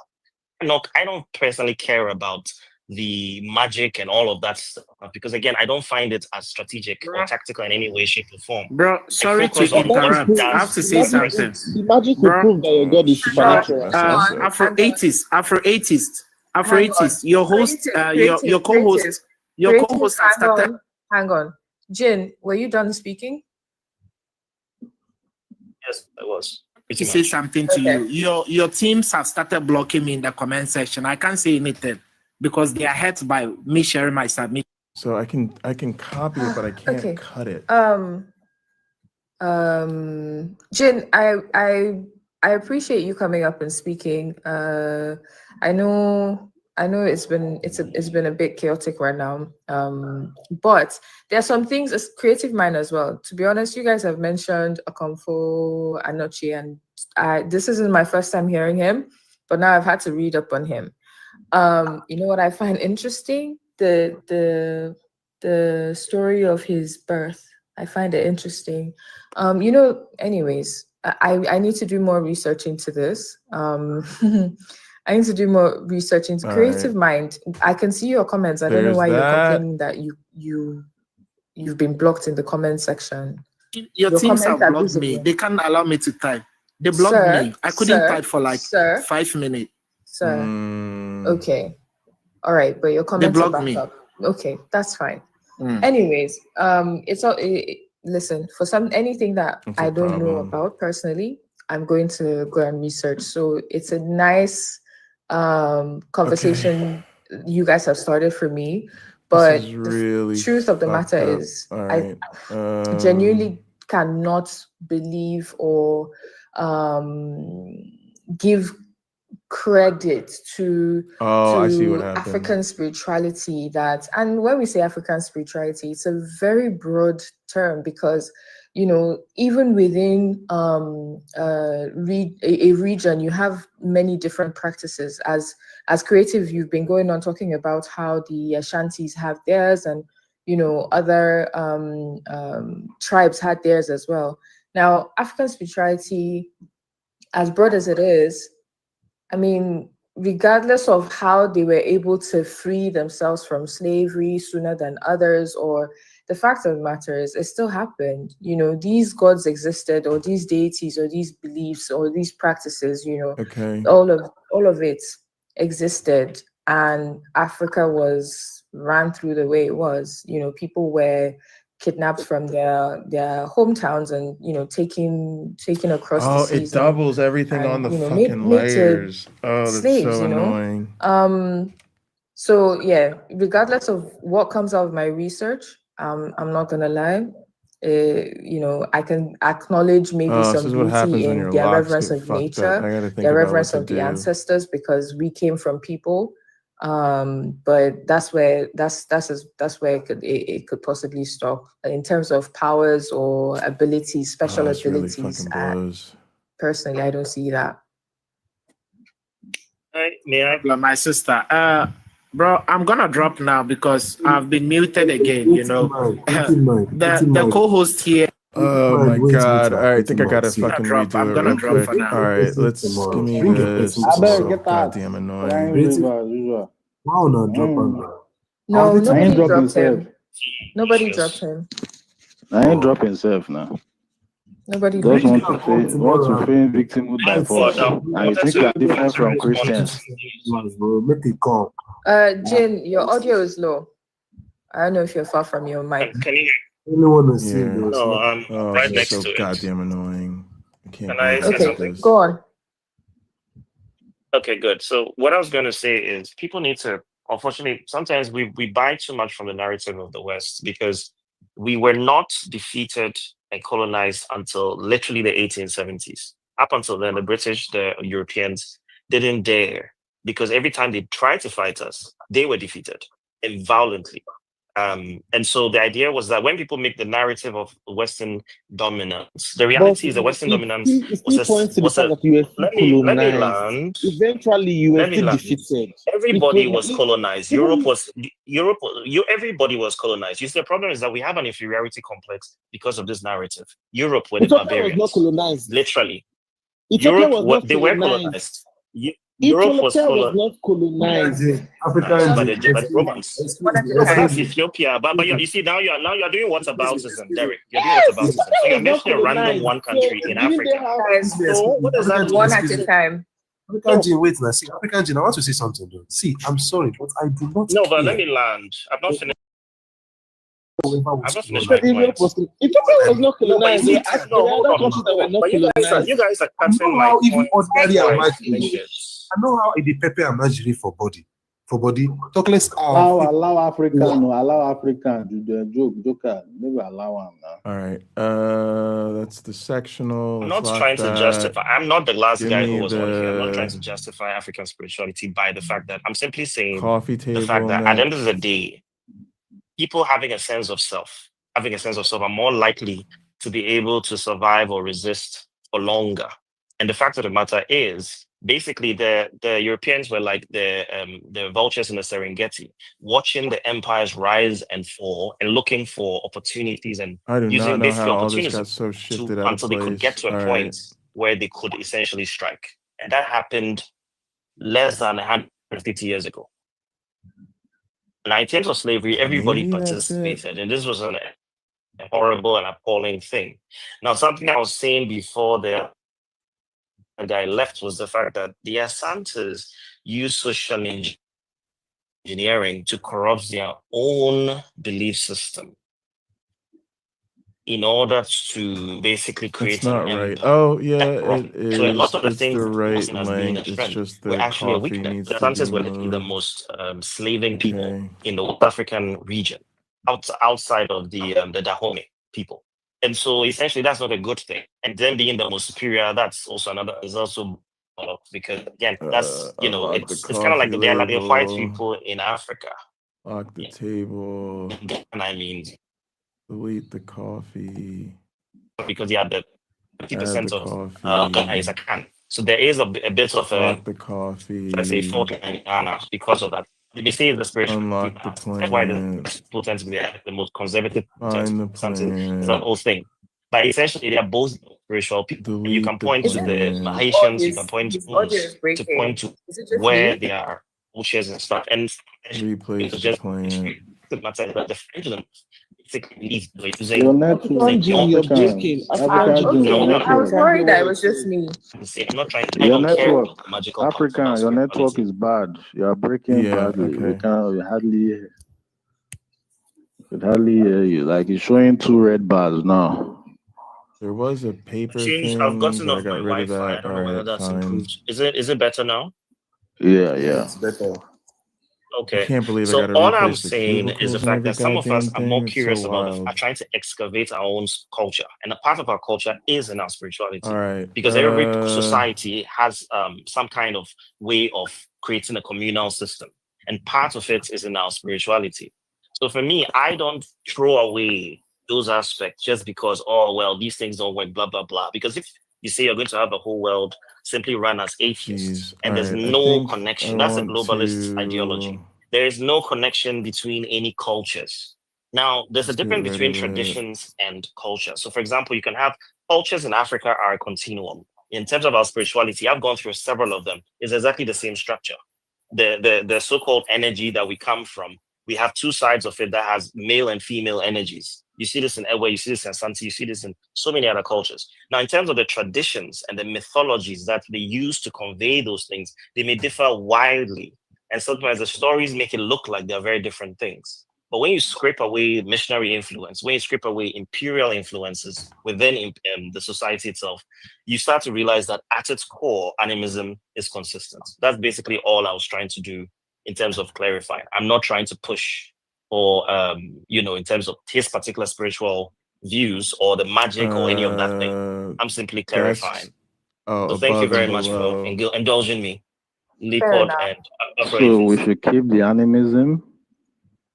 Well, I'm simply saying at least study it objectively, and try and understand what exactly the beliefs are. Scrape away the what you call that thing, the dogma. Scrape away the problematic what you call it, traditions. The traditions can be created and destroyed or replaced. So, for example, we had ritual sacrifice. These are bad traditions. Those are desk we above, had what do you call it, trokosi, people FGM.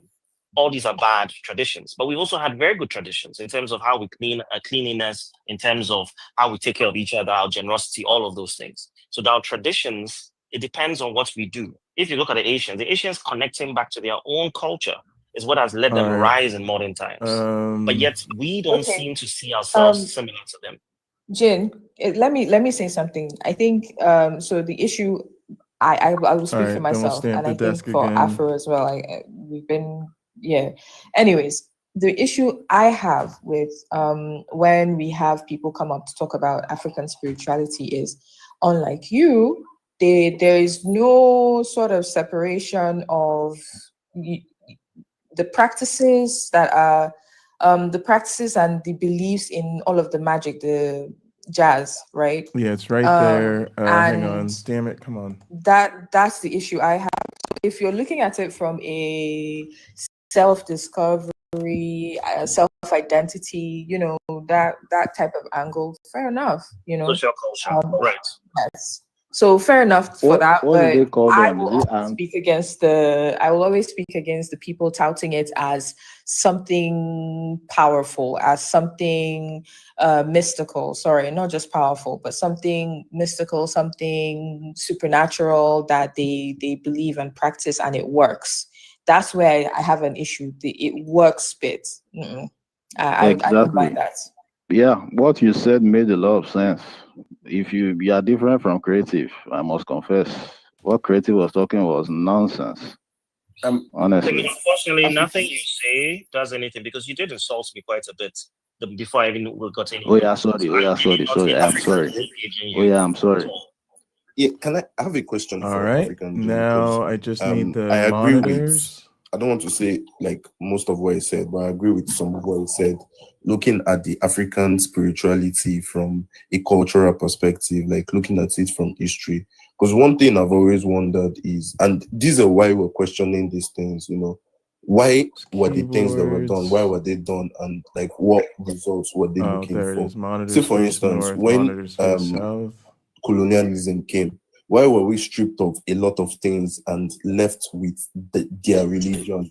The people that couldn't see us as fellow human beings thought it was good. Like they could not give us the things they were is it setups? Yeah, but yet they wanted to share their supreme being with us. So these are the questions that arise from this thing. And the reason why they did that was because their spirituality is double speak. There's one part of it for the slaves and one part of it for the rulers. The rulers basically understand that it's a system of control. On the people who are following are essentially believing this is a way to live a good life. Unfortunately, by doing that, you are basically subjecting yourself without question to the system, the ruler.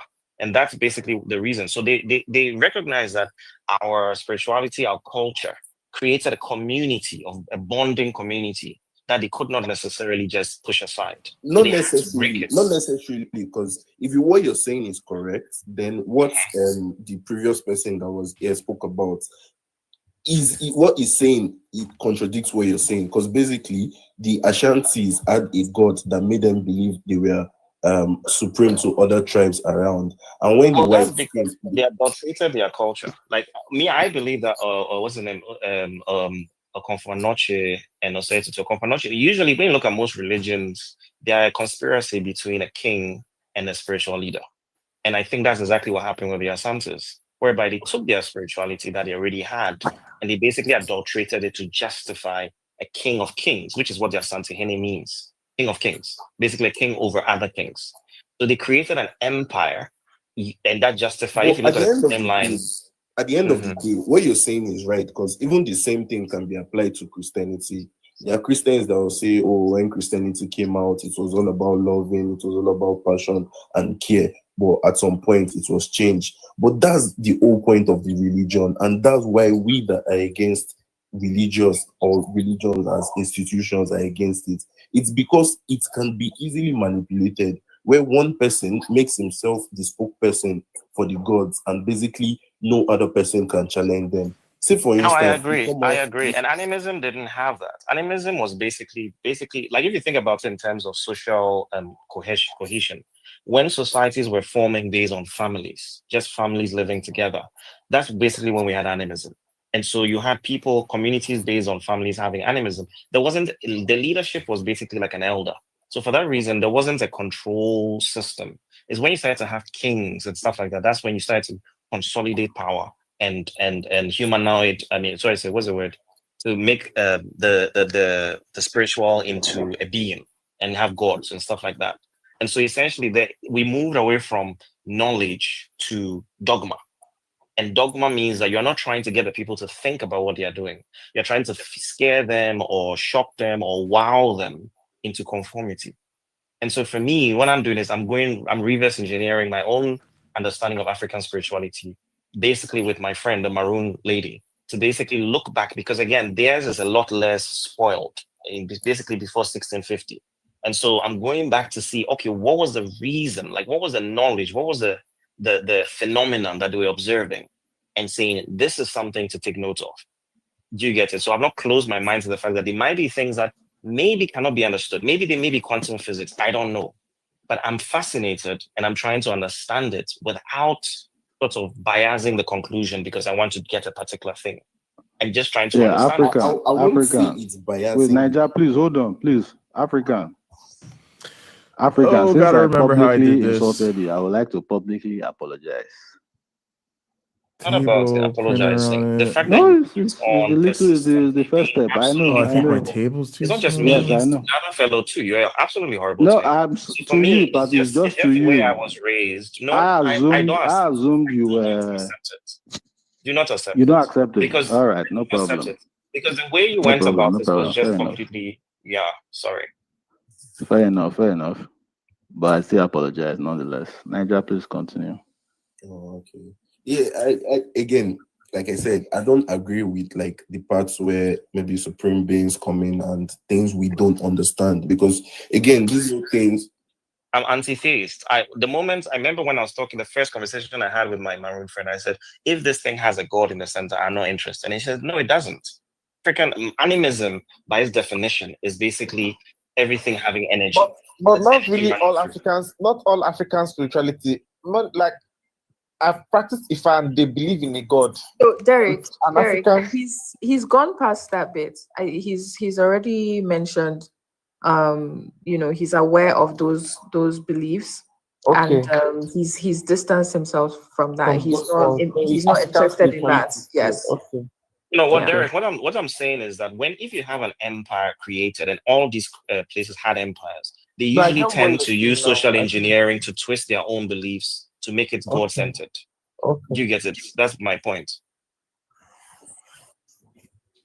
I don't know what to do. I'm trying to figure out how to get this plan on the table. Right? Once people realize that if you created a god, you could basically control your people without their, input. Oh, like that. Okay. And so people then started to do that, and it happened in Africa also. But if you go back and remove that manipulation, you realize that there was a form of spirituality that existed and still exists without that. For example, Shintoism is an example. Shintoism is the same thing. Shintoism is also animism, but it's the Japanese version of animism. So in this, like, what are your tenets and what are your values? Do you pray? Do you believe in like the universe, or like what's the whole concept behind it? Oh, it's in the middle. I mean, I meditate because again, it's really like trying to sharpen your instruments, like just sharpen yourself to the way the universe is moving. Like, in other words, like sometimes there are certain circumstances that it's almost like pattern recognition. Certain things come up and my mind is more in tune to recognize. It's like instinct. So all I'm doing is I'm trying to connect to, basically the fact that I am a part of this thing. Everything is connected. I stand barefooted to remember that I am physically connected to everything. I'm grounded. Okay. I try to reflect on particular ancestors because I'm not worshiping the ancestors. That's not what it is. That's again missionaries' misinterpretation. It's like Wi-Fi. You're basically connecting to who they were. What did they live for? My former president Rawlings, for example, was a rebel. He was a revolutionary. That's an energy. I'm connecting to that. I'm sort of trying to find that strength in myself. Yeah, Santua. She was a rebel. She fought against. She was in defiance against the British when everybody else had stopped fighting, and even the Asantes wanted to pack it up. He was willing to fight to keep some severance of their sovereignty. So connecting to that kind of thing. So that's basically what it is. Yeah, again, like I said, I resonate with some of that because even in my deconstruction journey, one of the things it kind of led me to, although I'm not really there, and to be honest, I'm not interested in getting into any religious thing. I would rather take on the things that I have control over. But like you rightly said, for me, I saw religion, which is why I asked you the question that why did you think they took away our religion and gave us theirs? It's basically, like you said, the connection between the past and the present.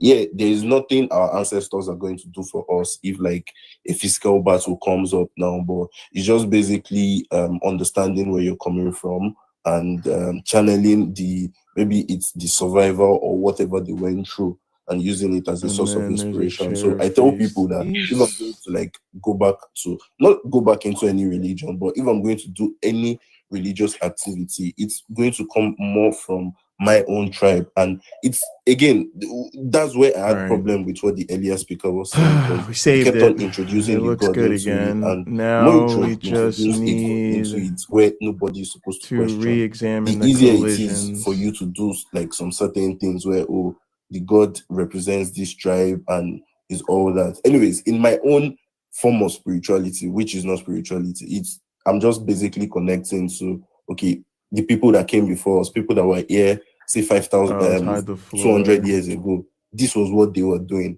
So if I want to like, channel everything is blocked. I'm from the Yoruba tribe. If I want to say, okay, as a Yoruba boy, what do I do? Like to kind of feel in certain again, nothing spiritual, but no strength. I guess what you mean. It's just reminding yourself that you have that kind of strength. Yeah, to I mean, Europeans focus on people like Alexander the Great and and so on. Yeah.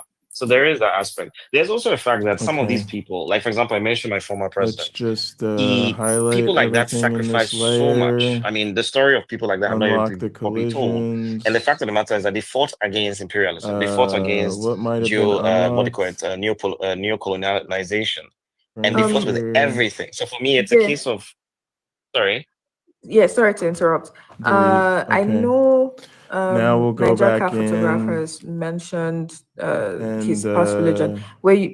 For you, African Gen, edit, where did you select start? none. Did you grow up in some Stay other on the belief collisions system? layer. You Right. want to So try to get over I here, was go a to Christian. B. I mean, when I started Now as we a got kid, it we weren't back. very religious. So now My we got the parents had blocks again. a mix of so many beliefs, And now including we can just put them I don't where know they need some to stuff that go. was, I guess you So consider for as instance, I down don't know what this you call those things, row, like palm reading and a whole bunch of Eastern beliefs, including Christianity. As they got older, they became very religious, and so we all became very Christian. However, hide the I think walls. about 2007, when I was about 24, I essentially couldn't hack it anymore. The questions I had were not we answered. get them So I basically here. became an atheist. And in fact, for about 2 years, I was by myself just being an atheist. And then I joined a group of atheists who slowly formed a humanist organization. So they became activists.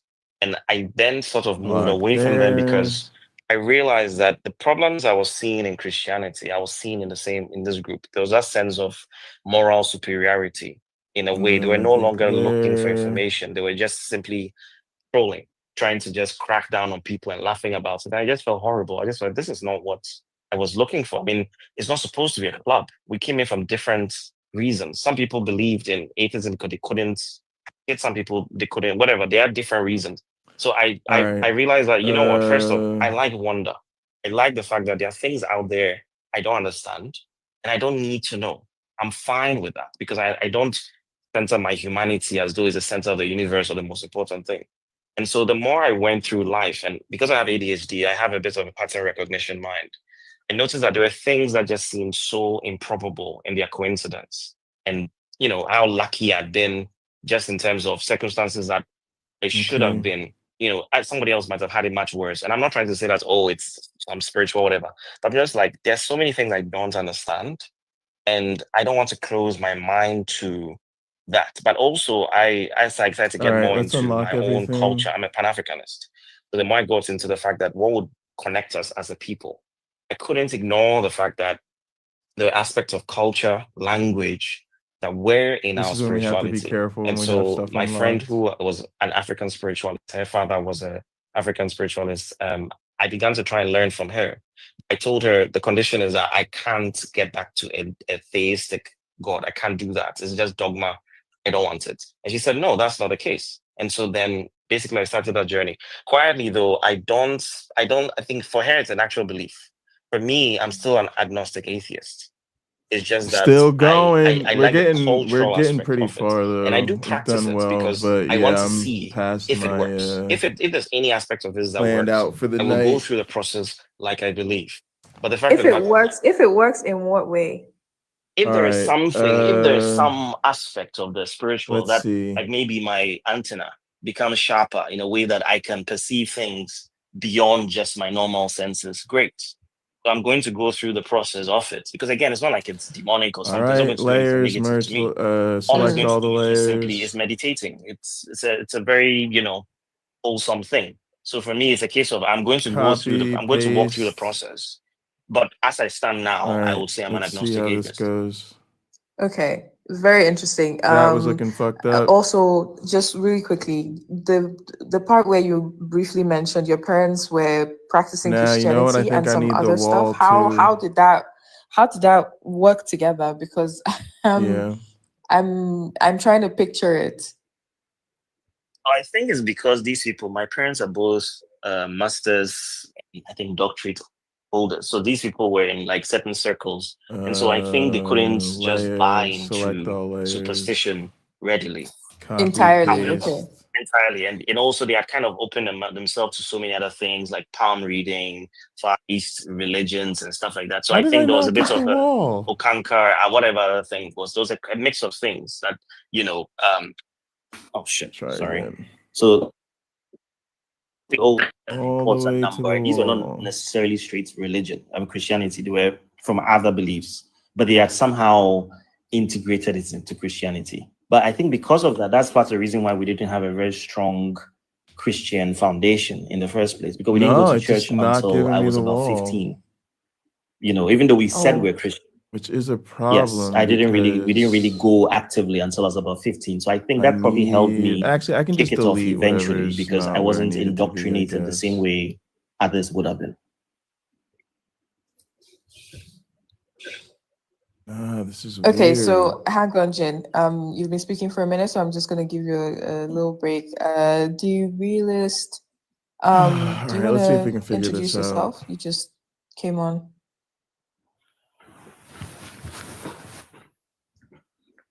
Greetings, everyone. Do I have a layer locked that I don't know about? We can hear you. Actually, you guys made me okay, the wall is locked. Okay. It's really not my thing, but I appreciate what wall's locked. the Afroitis is doing. Okay. Trying to wake the people up. This religion, and then maybe this above about might have religion, something believing locked in spiritual powers. I know it has done a lot of damage to our people. I don't know. Sometimes I wonder if something has to be wrong with the average African man. He just wants to believe in something without any evidence. Look at what's happening to Africa. We are suffering. We are at the bottom of the hierarchy. Yet somehow we think we have a spiritual power somewhere. It's really sad what religion has done to the people, to our minds. So I appreciate what the Afroitis is doing. Keep it up. All right, there we go. Looks like we got the walls. Yeah, great.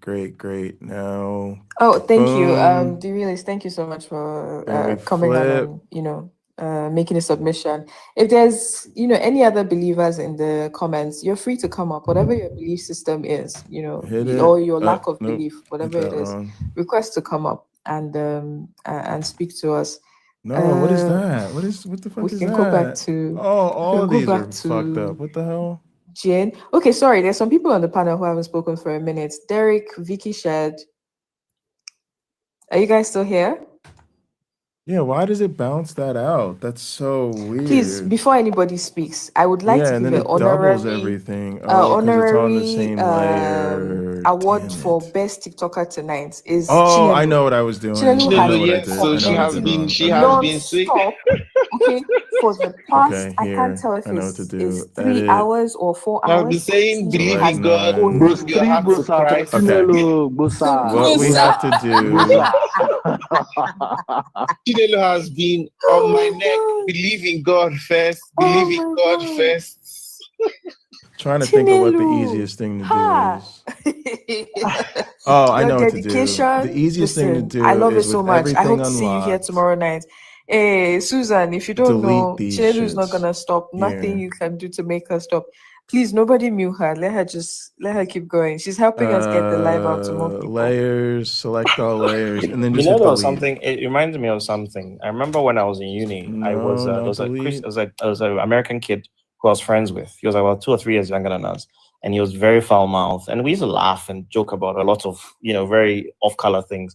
And I remember I was doing that once with him, and I didn't realize it was a guy who was standing next to me, who was one of my mates, Select very all religious guy, and he was just smiling at us. And I was like, "What?" And he was like, "Oh, he just wants to. Sorry to disturb. Sorry to interrupt, but he Everything's has to talk to us about unlocked. God because if he doesn't, God will ask his our blood of him when he goes to heaven." And we just kind of paused because that's just so random. But it was interesting because it's kind of led me think about Should what be a is it that faster way to do drives this. Christians sometimes to go and just repeat themselves over God. We have to believe in God. I don't know. It's fascinating. I was trying to explain to the guy that it means that you are more concerned about the fact that you will be punished because you Exactly. somehow so yeah. And I just found it so fascinating, like the way that I'm fascinated by Christianity in the sense that it's a cult, but it's like the Uber, it's like the Arnold Schwarzenegger of cults. It's like it's been I don't 2,000 know why years they of don't just evolution recognize to delete. create the Just let me super delete cult, everything on all these such layers. that there's so All right. many mechanics that makes the person fear or driven and the funny thing is that the thing it doesn't do is the thing that they claim it does the most, which is about morality. Christians are not moral people. I say that I believe that they have a weaker morality because to go through your Bible, you have to basically do a running jump over so many messed up things that God has asked people to do. So therefore, I think they have a very twisted morality. All right. But yet somehow I just gotta be faster. Let's they see. convince Let's get the themselves, or at least they furniture are told that layers. it's about morality, and that if you don't have this, It's easy. then we are Let's going just to be do just this. running around and doing the Furniture most horrendous things to layers. one another. Absolutely. And I find it fascinating because For you have to instance, cherry pick history sectional, to realize that even the erase Germans of tool. 1930s and 40s were not as bad as the legacy of Christianity. And if any philosophy was being judged purely based on what it did every time you wrap it around the human experience, and yet we've banned that belief, why haven't we banned this belief, given all it's done? All right, that's sectional. It's unlocked. It's not making a lot of sense to me right now. Office furniture. Wait, Believe in God first and That's what confessing Jesus Christ's name, then you will be blessed. Simple. Oh, this is really weird. Religious people are so ignorant, Just as the African Gene was saying, that they are not moral people. The average Christian is not. It's All not right, a good maybe person. it's a selection thing. They are Edit. selfish. They are self-centered. Select It's all about none. them. Yeah, there we go. If they are saved, others can perish. They are just all right. You see this thing. Unfortunately, I think a lot of them don't realize how they sound, right? Because coming from that position, I was once there, and I also thought, people. So I think people maybe are that's going the to only thing I perish, really need to get and rid we of, need to honestly, is reach the out to them sectional. and save Let me them see. from this eternal lake of fire.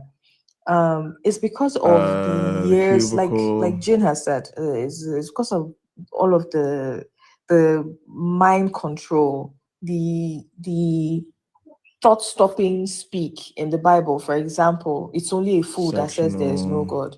And you see people, adults, regurgitating this thing. Meanwhile, in their daily lives, they have to analyze things. Okay. Somebody cannot just come to them and say, take this piece of paper, when you get home, it will turn to a bundle of $100 bills. They won't believe it. They will analyze that and be like, nope, this sounds like BS, but because the Bible says there's only a fool that says there's no God, they will not consider for 1 second that, could there be? What is the proof of this God? Anyways, back to somebody like Chinelo. It's so sad because I see how it could be the same thing pushing her. The fear of, you left that place without converting even one person, but and that's so sad. Sorry, wrong tool. Yeah, I'm really speechless. It's funny. It was funny initially, but not anymore. I think All right, let me try this. there was a life after Let's death, just so that people can realize that there's no life after death, so that we can stop the nonsense. I wish there was a moment where people can find out that, oh, there is no life after death, and then it's like, guys, stop this nonsense, because that's the ultimate thing that you guys are fighting for. It doesn't exist. Let's stop. I think again, what Chinelo is. Oh, I see what I'm doing wrong. Okay, it's still stamping everything twice. So I've got to get rid of everything. Again, so one it's of the not things I'll keep duplicated. on All saying right. is we need to continue reminding all right. ourselves Fair why enough. we want these people to leave the religion. Because Let's again, lock it's easy. If everything. you've made money, you don't need to like force other people to try to make money. You made your money, go and enjoy your money. But we cannot do that as atheists, because the same way she has this very, very strong and convicted belief that she has to do this thing, even though it is the wrong thing to do. Because again, you can't convince someone like her that it's wrong to go to a public place where there are different type of people with different backgrounds and different beliefs. And you can't convince her not to go to that type of place and with a loudspeaker start telling everybody they're going to die in the most horrible way, born for eternity and all. And the problem with that is when you just flip the switch a little in the other end, it now becomes things like religious extremism. Because someone like her now, she's just a little, I don't know, she just needs the wrong person in her ear to convince her that, see, these people are not going to listen to you if you're trying to convince them this way. This is the correct way to convince them. And whether we like it or not, that's where jihad is born from. That, you know what, they're not going to get convinced or they're not going to become believers of their own free will. So because God loves them, we must force them to become this. And before you know, because look at it, Americans think like the Americans see the Middle East, where the other Abrahamic religion is grounded. They see it as, oh, those guys are terrorists, those guys are bad things. But the truth is, when you look at America, Oh, you know what? I should be doing this. They're like the worst set all of them. jihadists, All right, but in the Christian version, because these are the people telling us that Bibles must be in schools and kids that don't know anything must recite the 10 commandments. These are the people telling us that, oh, we're on the right path because we belong to Jesus or we belong to God, without looking at their actions. That's why the other day, when someone was wrongly killed for having a debate and all, they took it in a whole lot worse ways than the videos they've been seeing of other people in these Middle Eastern countries get torn apart with their own bombs, with their own taxpayers' money that is used to go and wage wars in this country. The problem with it is they see it as holy wars. If this thing that was happening in Israel and Gaza, if it was happening somewhere else where Right, Nigeria car photographer, you're going to get the life taken down. Oh, sorry. Let me not There's a lot that's not TikTok friendly right now. My point is, the thing about this is it can easily become very, very, very, very dangerous. And this is why we need to continue talking about it. Because again, for someone like Nigeria, we don't even talk about how much Jerry Eze has stopped a lot of people from using the drugs they are legitimately supposed to be on a daily basis. He has given them this idea that, oh, if you have faith, you can get all this drug and continue living your proper life. And at the end of the day, it basically shortens the lifespan of these people. Yep. Again, I talked about how my grandma, a matron that finished her career at the top level of being a midwife in the hospital and all, how she was convinced and basically sent all of us messages to use salt to take our bath during COVID because our pastor told her that. And this is someone that had the highest education of medicine and, medical health in the whole family. And at the same time, this was the person that was the most easily convinced that their doctor telling them to bathe with salt was going to like protect all of us from COVID. So these things can be very dangerous sometimes. Madam Chinelo, please continue. People don't want to talk about it. Shit ain't nothing to play with. Again, we don't know the exact question that would trigger these people's how do I call it? Like the questions that really get them thinking that, you know what, these things these people have been saying all this while, it doesn't resonate with me. But this particular question or this particular thing, this person said, I don't know. I changed the stream. I don't want to watch the. I think she needs to hear more from sorry. She needs to hear more from people like us that left the religion, not from the perspective of, oh, I prayed for 1 million naira and like didn't get given to me, or I prayed for someone and the prayer word. We left it because she needs to go deep into the Bible itself. And I keep on saying it. If only they would read the Bible as a proper book and not just taking things from context based on what they want at a particular moment. You want miracles, you go and nitpick the Bible passages that talk about I'm gonna wrap this. I'm gonna keep doing this. We're gonna get these rooms set up. See the contradictions tonight when you're moving from Genesis I just to Exodus to Revelation and all. Once you see these contradictions, that little thing starts nibbling at your mind a little bit. It becomes something that doesn't just go away once she probes further down. So, Madam Chinelo, while you're praying for our own conversion, we'll just continue saying the things that would make you yourself convert. All right, whatever. Let's do chairs, face. I got different things, though. Sorry. Sorry, the sad thing that is must I've met be in certain the people, wrong sometimes way.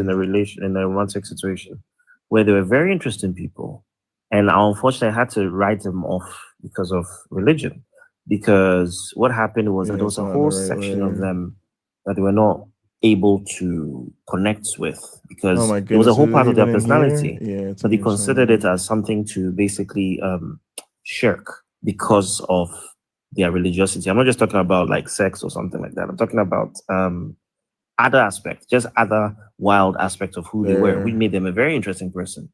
But for some reason, they're forced to. Then again, depending on how religious or how conservative, they would, there are certain things they will not do and blah, blah, blah, and certain views that it's almost like you had to censor your own mind. And that's something which I think was maybe the thing that helped me get out of it was the fact that I didn't believe in censoring my mind. Clear this third one. I believe that you should be able to run naked in your own mind because that's where you're sovereign. And so I find it sad when I meet some of the most interesting human beings and they are so clipped because of this thing. And I remember when I was younger, how I used to have a diary of all my experiences back when I was a kid. And I was such a sad person. And I was very, I wanted to unalive myself quite a bit when I was in my teens, especially because I felt such shame at every turn. Because I was, it was like you're in a toxic relationship. You are in a toxic, you're in a narcissistic relationship with both the God and with the spirituality, the system, where you are gaslit into believing that you're a sinner and that nothing you do is good enough. Your actions are like not just filthy rags. The specific term is apparently supposed to be talking about blood clots, about the rag that's used to wipe that. That's what the word is supposed to mean. And just like that's even worse. And also why? And so it's like when you have that as your sense of this is who I am, and I was born this way. I was born bad. I was born, a loser. I was born lost. And I have to desperately try and connect to this thing that is impossible to connect to because it doesn't exist, because it's impossible to connect to. I have to do two things. One, I have to feel shame because I'm not good enough. But B, I have to delude myself. This guy is firing that I can't connect to this thing. Like you mentioned earlier on Lilliput, it's like the Emperor's New Clothes, that you must be a fool if you can't connect. Therefore, you have to say you can connect. And you see this when we have these kind of crusades and retreats where some pastor wants people to fall down. And the person doesn't want to fall down because they don't believe it. But somehow they have to convince themselves that they are lightheaded and then they'll fall down. And I'm like, this is evil. What you're forcing the person's mind to do is evil. Jane, so I don't know if you know this Nigerian pastor, Abel Damina. If anyone else on the panel has seen the video, there is a video I saw recently, and it's an old video of his, right? All right. And So one thing I need to fix is the floor in the real Christian quick. scene in Nigeria currently, because he's starting to, question some Let's go here. Let's lock some that up. Let's lock up OG that beliefs furniture. in Nigeria, right? Anyways, this man that is now the beacon of like progressive Christianity in Nigeria, okay? He has a video where, if anybody wants it, I will find it and send it to you. He has a video where he's talking about how he makes sure people fall under the anointing. And he's saying it with so much confidence, like he is genuinely bragging about it. He says when he goes in, like he's visiting a church, he goes in, and then, he, like, people start falling under the anointing. And then if everybody doesn't fall, if a lot of people don't fall, then he gets on the podium. He starts talking about, I'm not saying this one verbatim because I don't remember exactly the stupid story he came up with, but he says something along the lines of, he says, there's somebody here, God wants to open the doors for your business tonight or today, whatever. And then there's somebody here, healing is going to fall on you, the anointing of healing, blah, blah, blah. And so when he says that, people are like, oh my God, I have to fall so that it's me that it happens to, something along the lines. He's saying this in front of a congregation, and they are clapping and cheering for him. They don't even hide it anymore. The miracles, the anointing that they do, that people fall under the anointing, it's a show. They're not even hiding it. They've never indeed. To be honest, again, like what African said, the things that can be said and can be gotten away with as a pastor are just almost it's basically almost nothing. A pastor can come out and tell his congregation that he's literally going to rob all of them blind and they should all give him their money. And these are the very same people that would defend him. They won't even. I've heard a woman, I don't know if you guys saw it, a woman talking about she's the wife of the pastor. She was talking about how she traveled to go give birth to their kid, and before she came back, the pastor had he had basically gotten another woman pregnant while his wife was off delivering their own kid. And he said a lot of unaimed things in that sermon or message or whatever it's called, talking about how basically he forcefully took, not forcefully, but like put the girl in a situation where she could not say no. So she took the kid that her husband like had outside. She took the kid from the kid's mom and raped the kid until the kid was 20 years old before the kid even saw her mom. What the f- And the women in the congregation were clapping.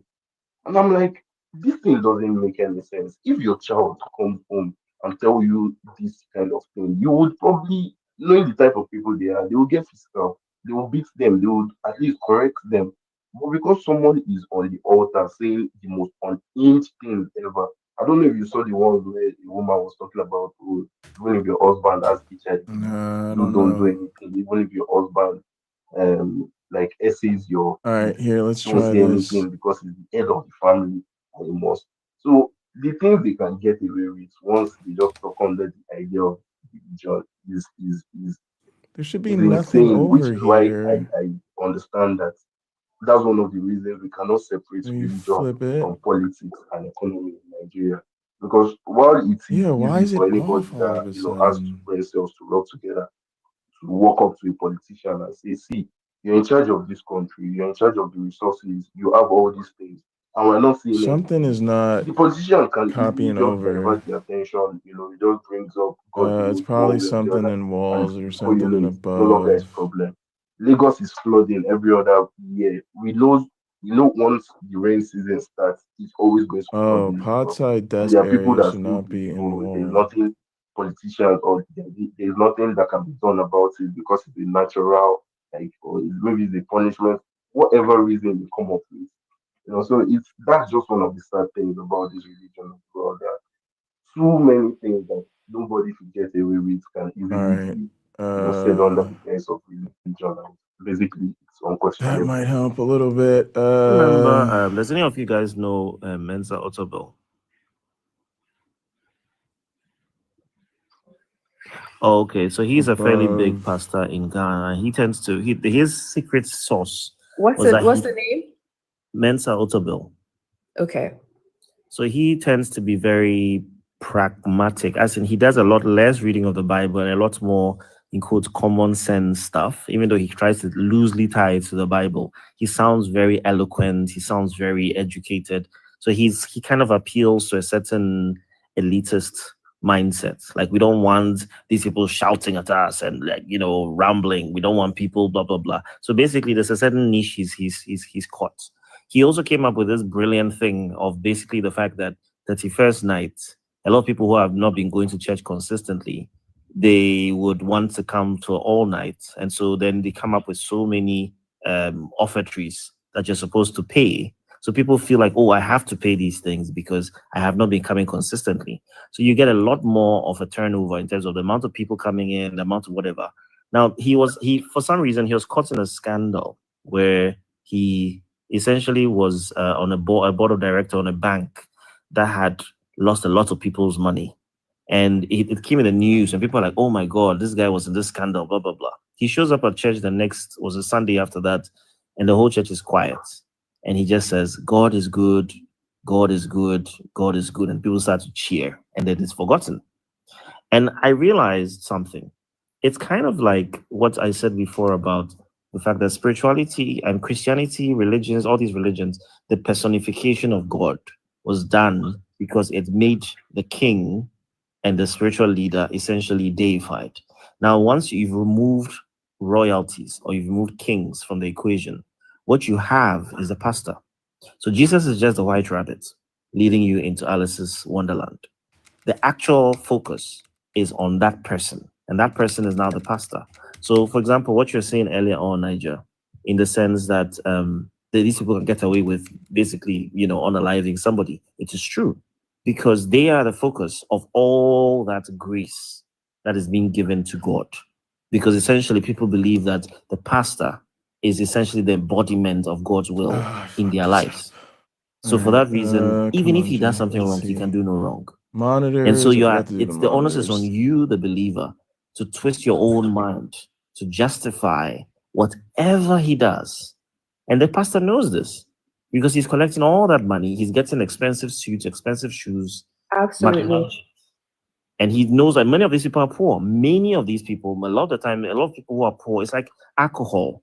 People who drink the most alcohol are poor people. People who go to church the most are poor people. So he knows a lot of these people, and yet he's milking them. That's psychotic. That's narcissistic. So you have a narcissistic pastor serving a narcissistic religion that is based inherently on narcissism. The very nature of God and his behavior to people, blaming you for his own faults. All this, the structure is narcissistic. And that's why it works, unfortunately, because narcissism sadly works. Absolutely. Could not have said it better, to be honest.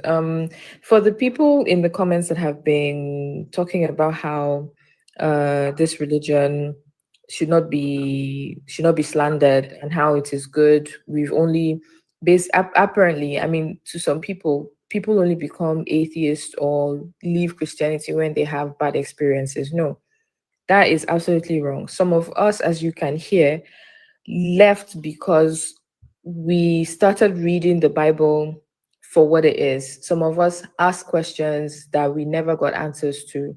Some of us refused to fill in the blanks by ourselves because there are a lot of blanks. I mean, this God was unaliving people left, right, and center. Ask yourself, why are you following a deity, a God that is supposedly all nice, all kind, all good, loving, but then left, right, and center, he's unaliving. I mean, Samzi, you're in the comments. You might as well come up and answer me because I have a lot of questions, right?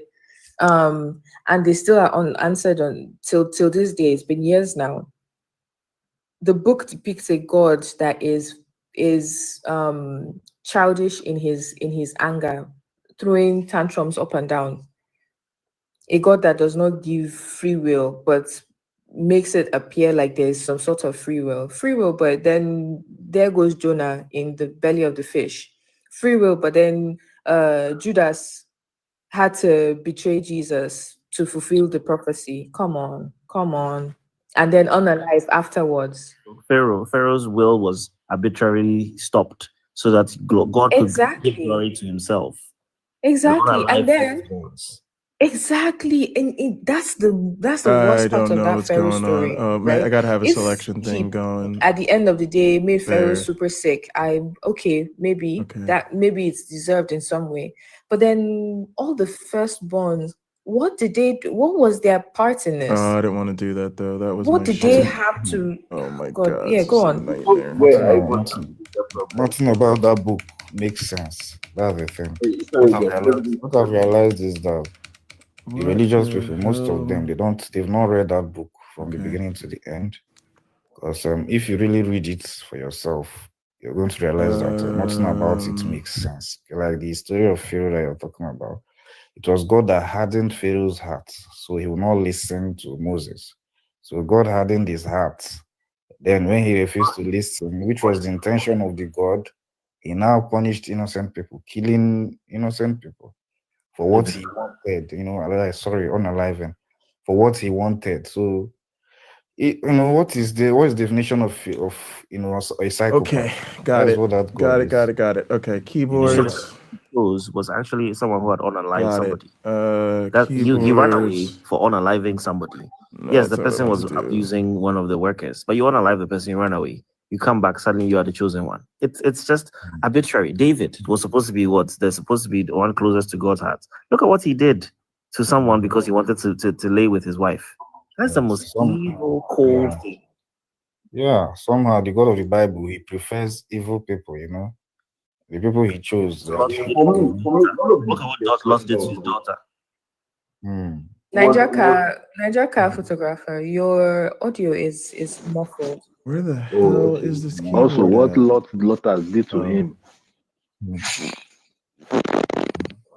Better Saul. He chose Saul after Much all. better. There. Sorry, derailist. Go on. All right. So he lock said, that. like I was saying, like, Monitor face north. Go on. That should So be so these. the God of the Bible, he loves evil people. Once you're evil, he will choose you. So indirectly that is affecting the Christians, because when they can justify anything, any evil action can be justified from that book. So look at David, the man after God's heart. Look at all the atrocities he committed. Okay. Look at Saul. Look at Now Moses. what? So all these people, they did, unlawful things, and Everything God gets still chose unlocked. them. So indirectly, that has God, it works a so negative well impact earlier. on the psyche of a Christian. Bishop, we are talking about morality from the Iron Age, and at the latest, the most progressive part of that book is from the what you call it, the Iron Age, right? But most of it is from the Bronze Age, and then the most progressive part is from the Iron Age. That's the most progressive part of it. In fact, technically speaking, Islam is actually the most progressive of those Abrahamic religions, because that was 600 years later. Jane, so hang on, sorry, just a second. Okay, sorry to interrupt.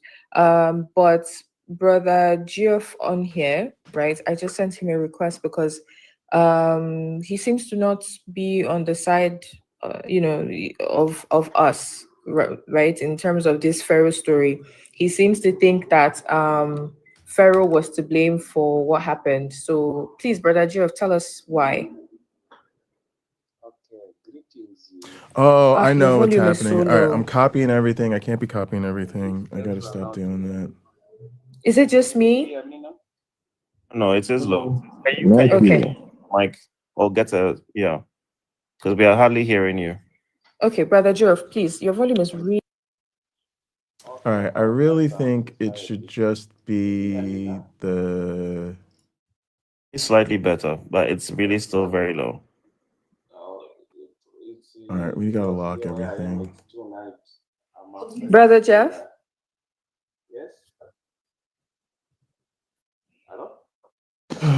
We can hardly Okay, hear you. you sound distant, right? I don't know if you're connected to a device, maybe that's it. Oh, here, I gotta get this thing out of here again. All right, do that. Details. You might gotta have to lock all these remove damn that groups. headset and speak directly to your phone. Yes. I guess I can Please. select them all at once. I gotta start doing that Okay. here. Can you Oh hear wow, me now? so much You better. get faster over time. You start realizing the shortcuts Oh, that should yeah. be taken. Yeah, so All much right. better. Okay, so please tell So I us could, should I, why can I just do this? Brother Jeff thinks Yep. that And just Pharaoh select a bunch of them. was to be blamed for what happened.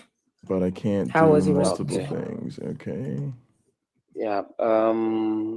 In the I'm first sure there's place, a menu for it. when you read the Ecclesiastes 3:1, it All says right. there is Now time let's see. for Pod, everything office that happens here on furniture. earth, even for you to speak what you are saying now.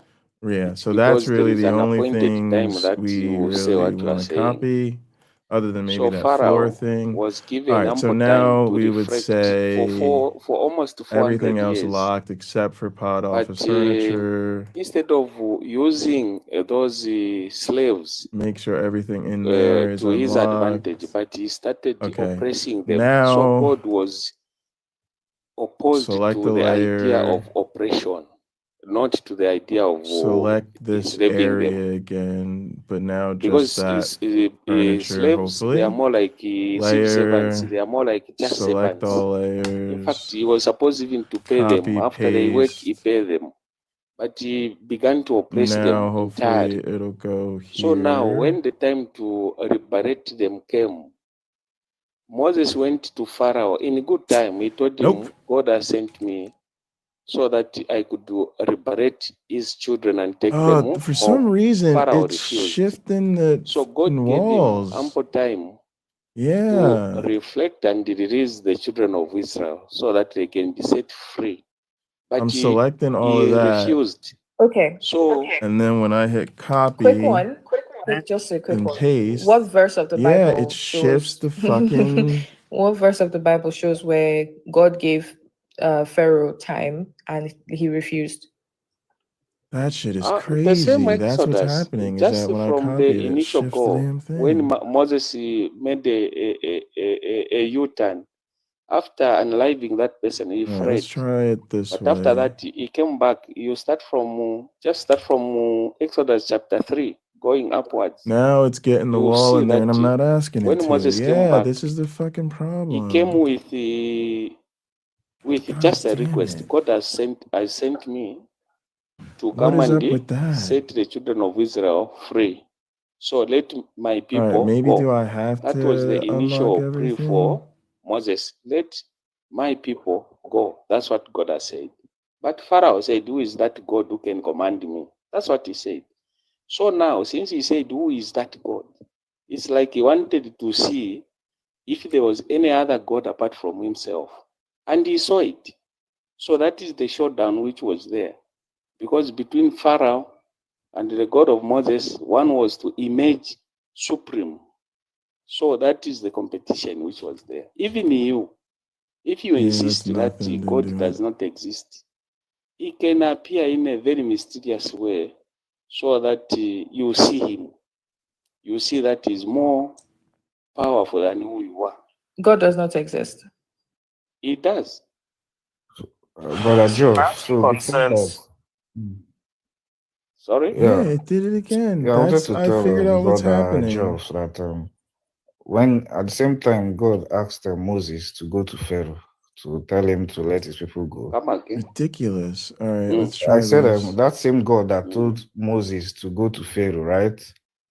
He actually hardened Pharaoh's heart so that when Moses tells him that, he will not listen. Do you get it? Oh, brother. So it was God that was responsible for Pharaoh.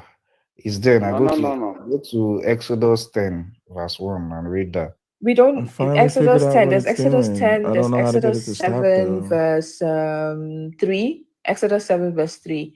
There's Exodus 10. Anyone you want to read, Brother Jeff? Yes, go and read it. It was God. Yeah, God it shifts it hardened up towards the Pharaoh's corner. heart All so right. that he wouldn't listen to All right, Moses. all right, all And then he right. sent Moses No point to in Pharaoh. So fighting you see, it because it doesn't it's make just sense. gonna waste more time. So No, you one adding second, more. one second, do realist. this. Don't jump to Let me conclusion figure first. out Let's what wait we for need him to to respond on the verse.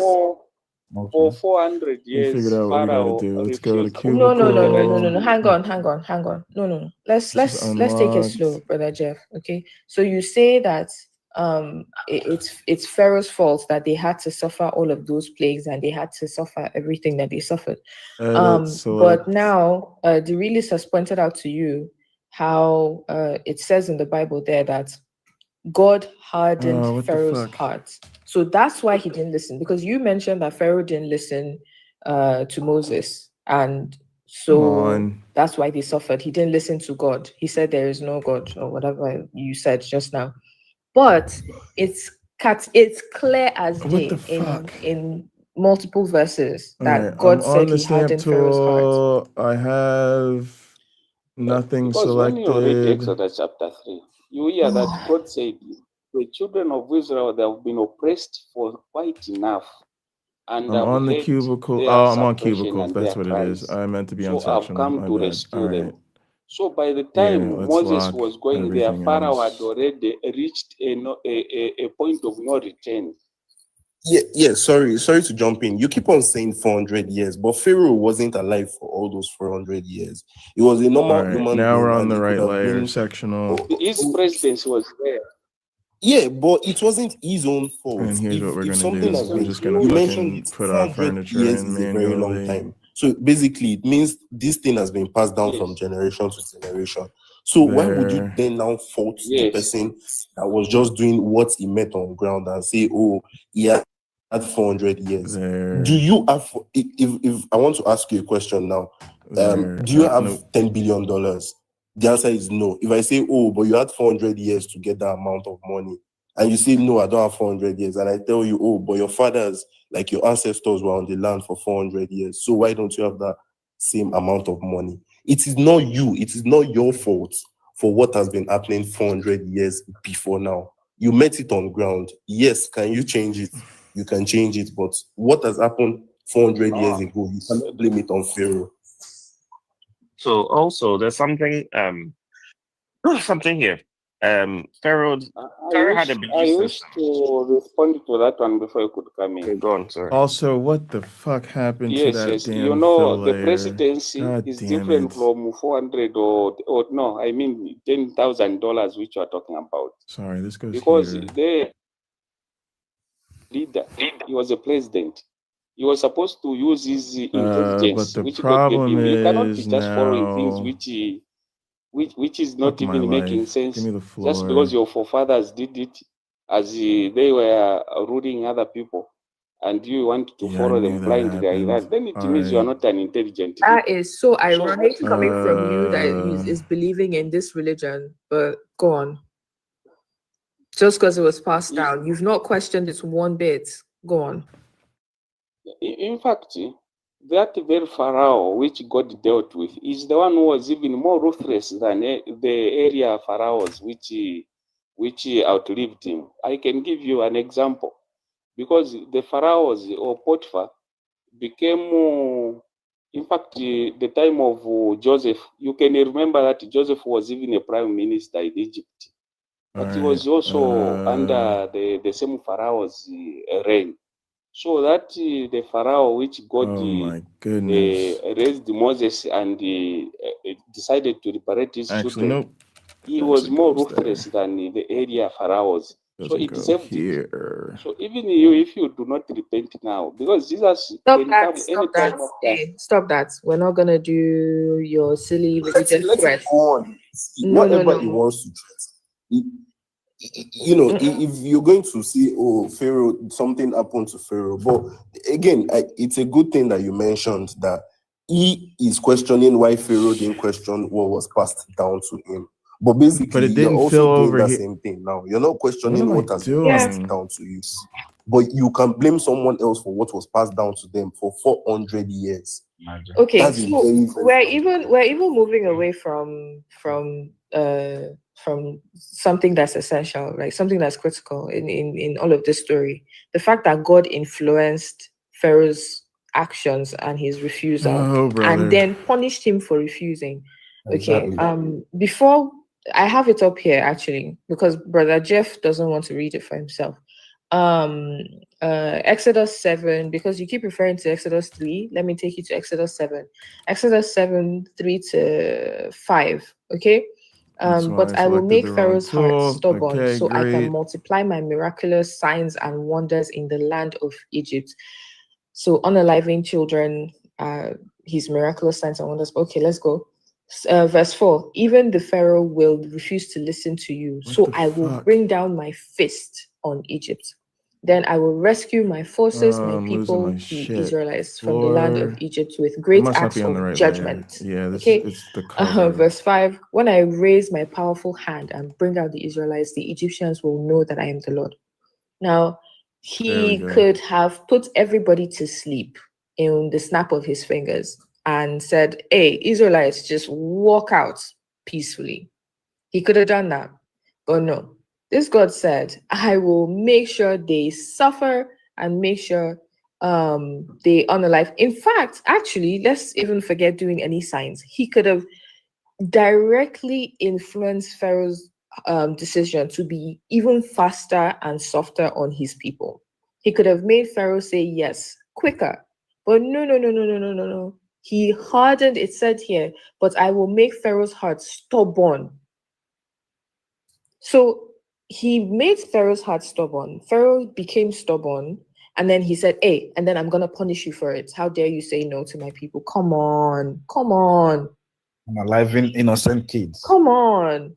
And then to Samzi in the comments saying, Madam, God does not swipe sin under the rug. Yeah, but he seemed to look away from Moses, who had just unalived somebody before he made him his prophet.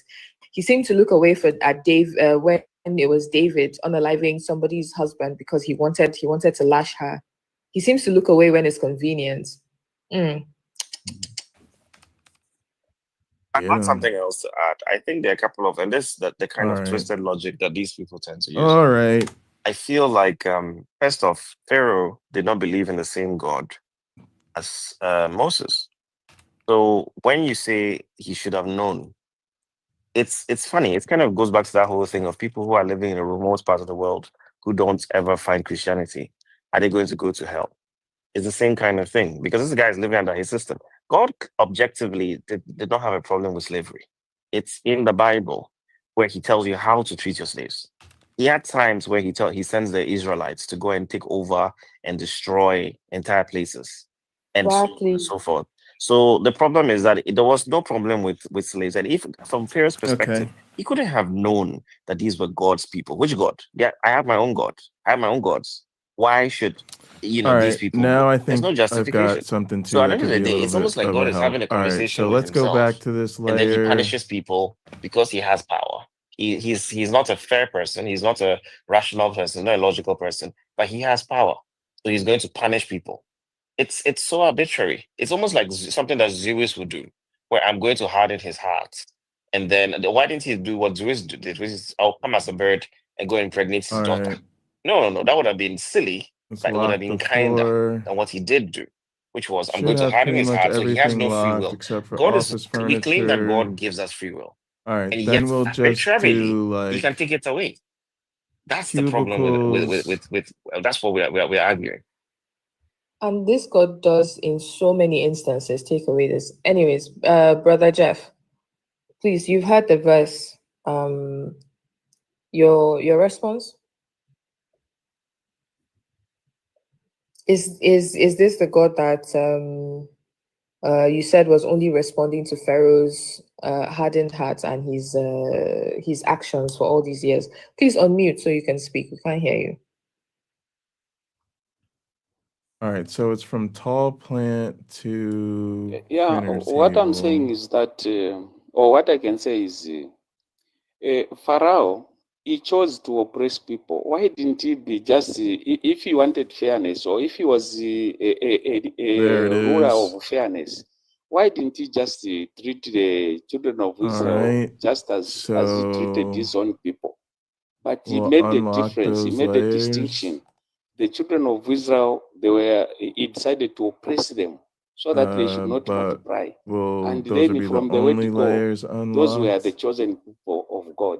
So for 400 years, he had this way over the children of Israel. So he had to pay there is no sin which will go unpunished. Even what we are Everything else doing is now, we locked. should All right, so repent. now let's try Then I this just wanted select. to comment on the. Nobody. Okay, so Brother Jeff, hey, go don't here. try to tell me what to do with my life. Don't tell me to repent or not. I don't particularly have anything to repent from. Nigeria Capture, are you trying to say something? All right. Oh yeah, Layers. going by what he said, like they knew Select what all they knew what they were layers, doing was wrong, copy, you know, and paste. I was going to ask Nope, him didn't do it a right. question. You know, again, it's about these old double standards. If Judas, that was the disciple of Jesus, if he had changed his mind about betraying him in quotes at the end of the day, would it have been a sin towards him because he didn't let the Savior accomplish his mission, or did he have a choice or not have a choice? Can he just respond on that? Let's say, okay, for an instance, yeah, Pharaoh had a choice. No, it but he really doesn't didn't. work when I do this for some reason. Judas have a choice in this, considering that his betrayal was supposed to basically kick off the biggest sacrifice in quotes on earth. So can he like talk about that as well? Yes, I can. Can I go ahead? When you see these two people, Simon Peter and Judas Iscariot, they both wronged Jesus Christ. Simon Peter denied Jesus Christ 3 times.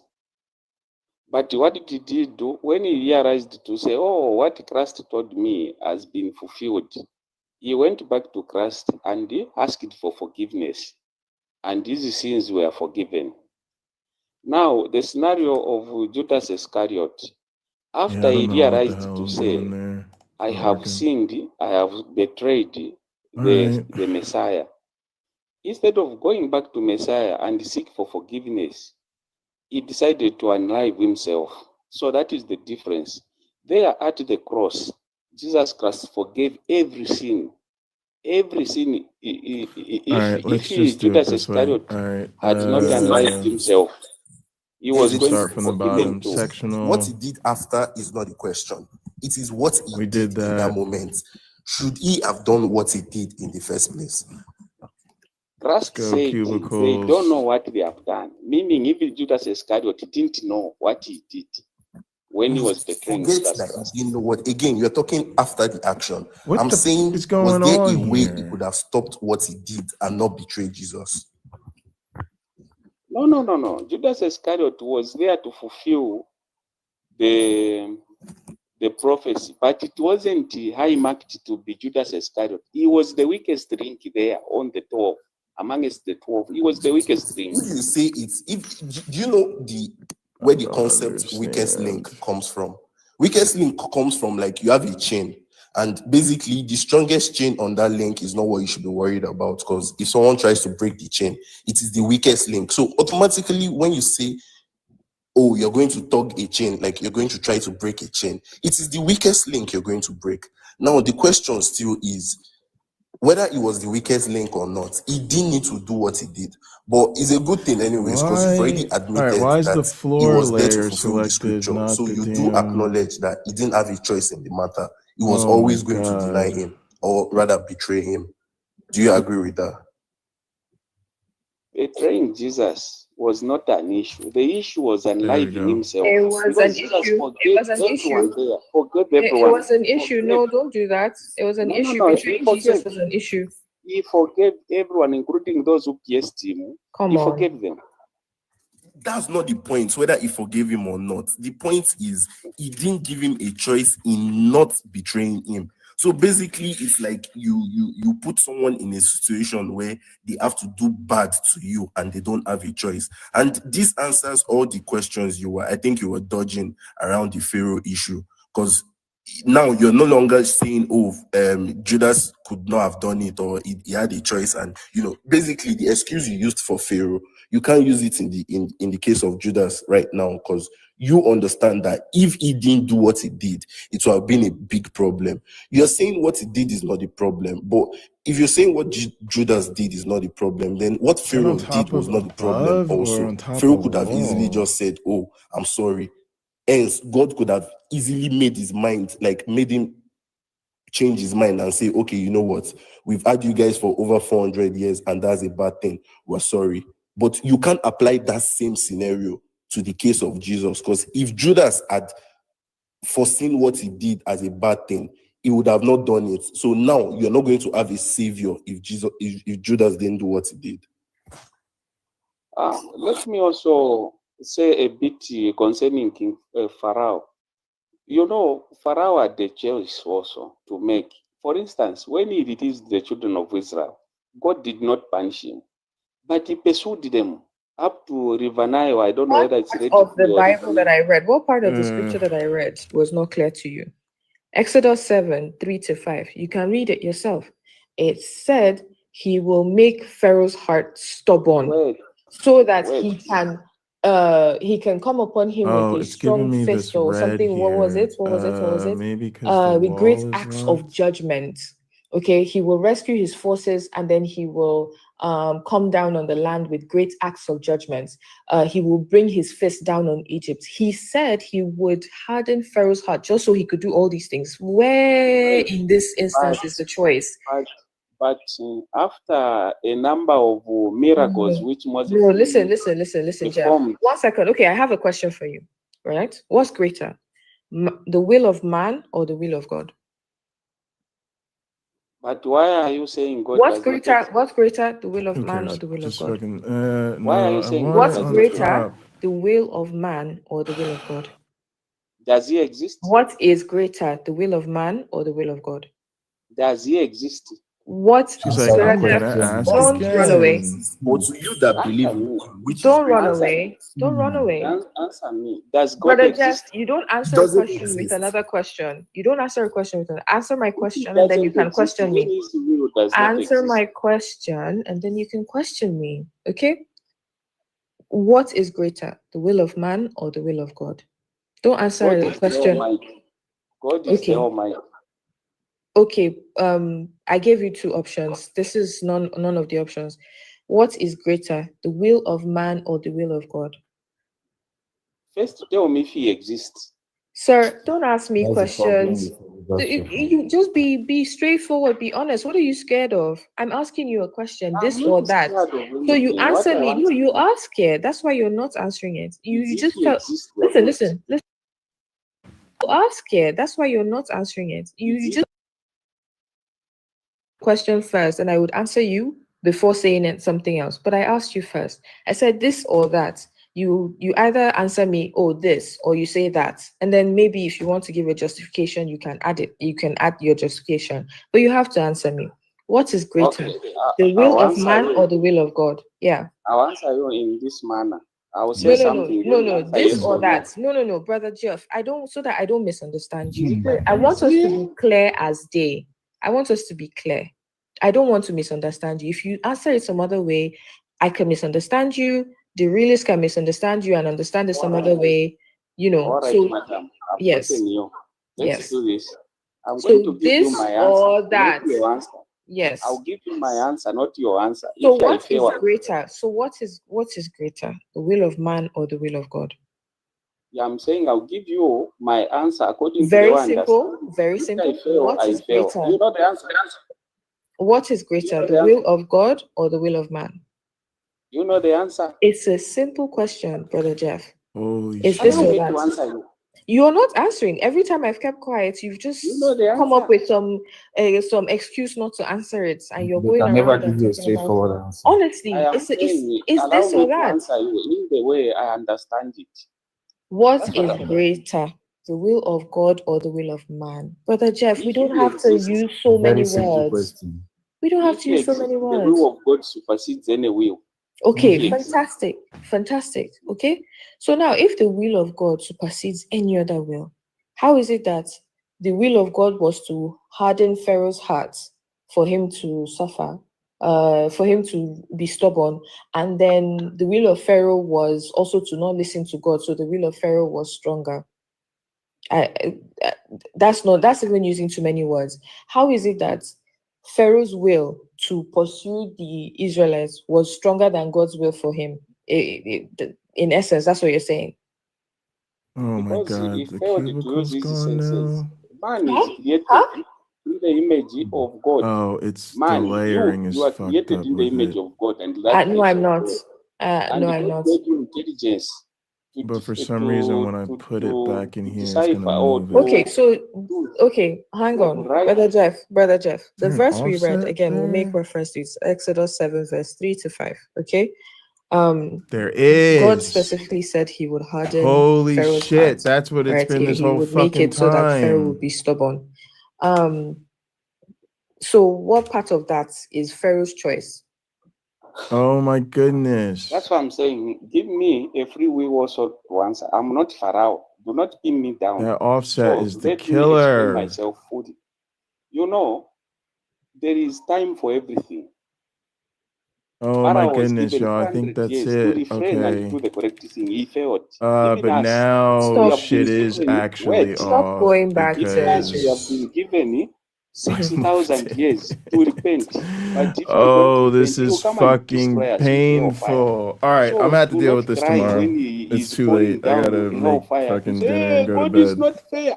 It's life for you to I do refrain need and do the somebody. I correct need thing. some help. So Pharaoh That's agreed not. with the I need to 40% test mistake. out my fucking He agreed. the link I'm gonna use tomorrow for my fucking movie night. Oh my god. Is anybody actually fucking around? Is anybody around that can jump into one of these spaces with me for a little bit? Let me see. Which one do I need to go into? Oh, I can't believe that. That explains everything. My shit was fine the whole fucking time. It was that offset. All right, I'm gonna save it and then I'm gonna try something crazy. I'm gonna save it and then I'm gonna hit undo like a gazillion times.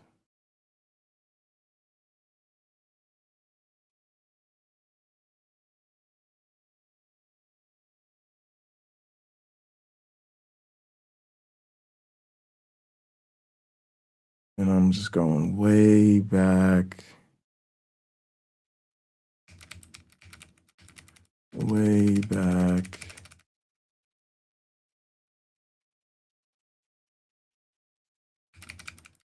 Way back.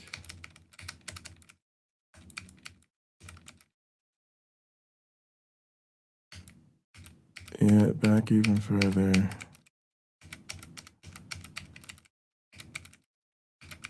Before all that. Before all that. Before all that.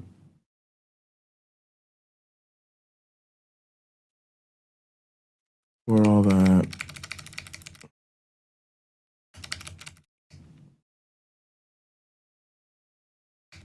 I want to see something.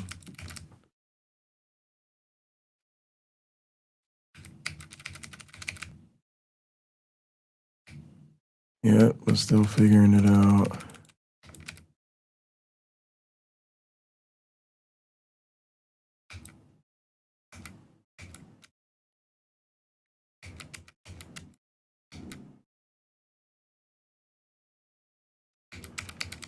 Yeah, because this still has this one off.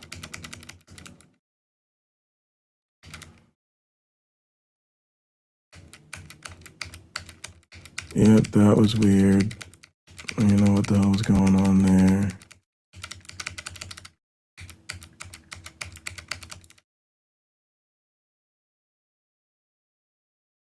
All right, now this looks like close to where I started to realize shit was a little wonky. I want to look at this office furniture pod. Yeah, it has a horizontal offset. Say 0. And that stuff is out of line. That's what didn't make any sense to me.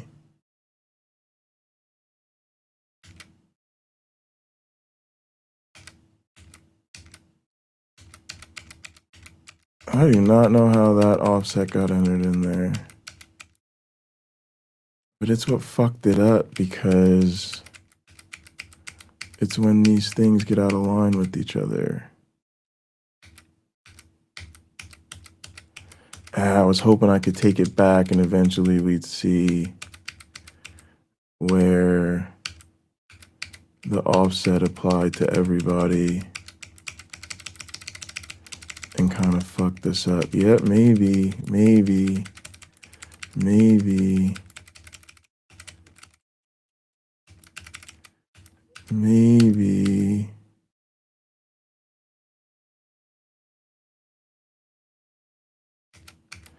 No, what's weird here is like okay. Yep, there. Okay. 0. Enter. Now let's take a look.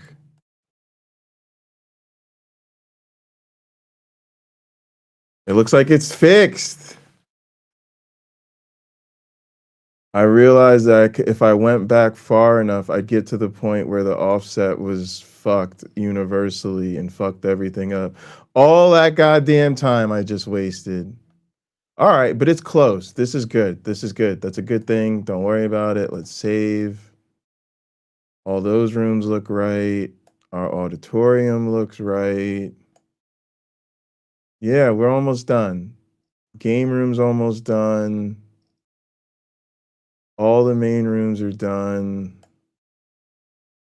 Offsets look fine. All right, cool. Now, yeah, probably because we got rid of that room. Let me get you a link to the work adventure to test out.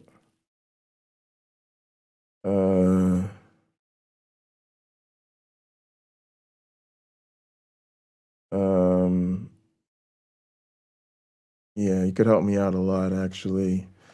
Let me get this link pulled up. All right, the right link for this is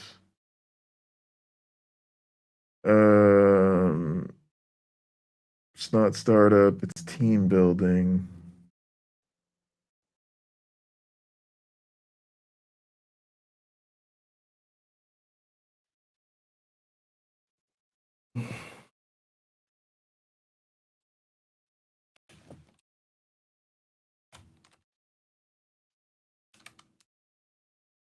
All right, here's the link. I'm gonna put the link. So you can join me in this work adventure. Let me see.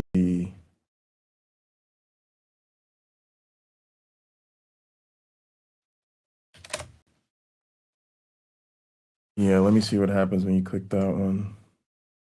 Ooh, no, it says something. It says it doesn't work. All right, hang on. It's not working for some reason. That's weird. This is a default room too. Let's see.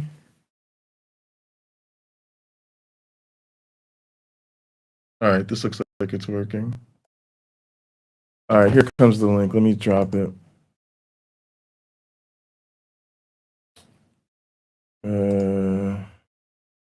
Yep, it says something went wrong. Yeah, this one should work.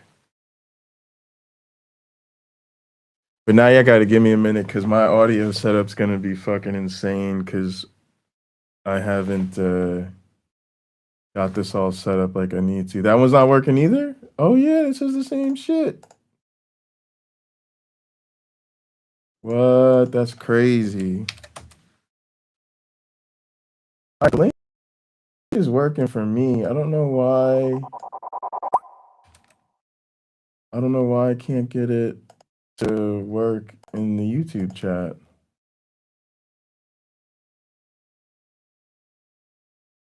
That is so weird. All right, Bundy Ranch. Oh, maybe that link is wrong. I don't think it should be saying Bundy Ranch / Jay's World. That's weird. But yeah, no, the link is working for me. What the hell? YouTube redirect Blah blah blah blase and the flavonoids. And you can't copy the link because I think that's what it is. I think it's too long. Okay. Let me get a tiny URL real quick. Enter the long URL there, shorten it. Copy. Okay, I think that explains it. Yeah, exactly. All right, that should do it. That should do it. All right, you can try to come join that work adventure now.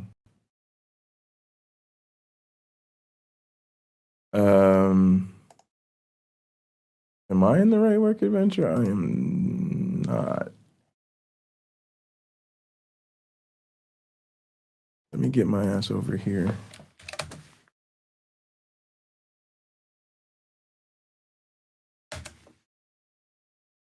To my students just in case. All right, I'm in here twice now somehow. Oh, probably because I opened it over here. All right, come on.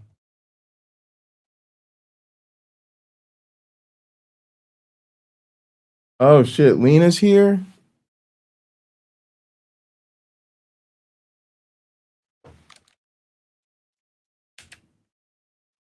All right. Let me see, Lena. I don't know if you can hear me. Hang on a sec. Let me try to get my audio set up real quick. Let me try to get my audio set up real quick, and then I could get up out of here. If y'all can hear me, let's see. Give me a minute, y'all. It's gonna take a minute. Caster, ground control, whatever. Windows, all windows forward. All right, there's that. All right, so now for Restream, my audio should be wing and wing. We'll do that. My audio here should be caster. Okay.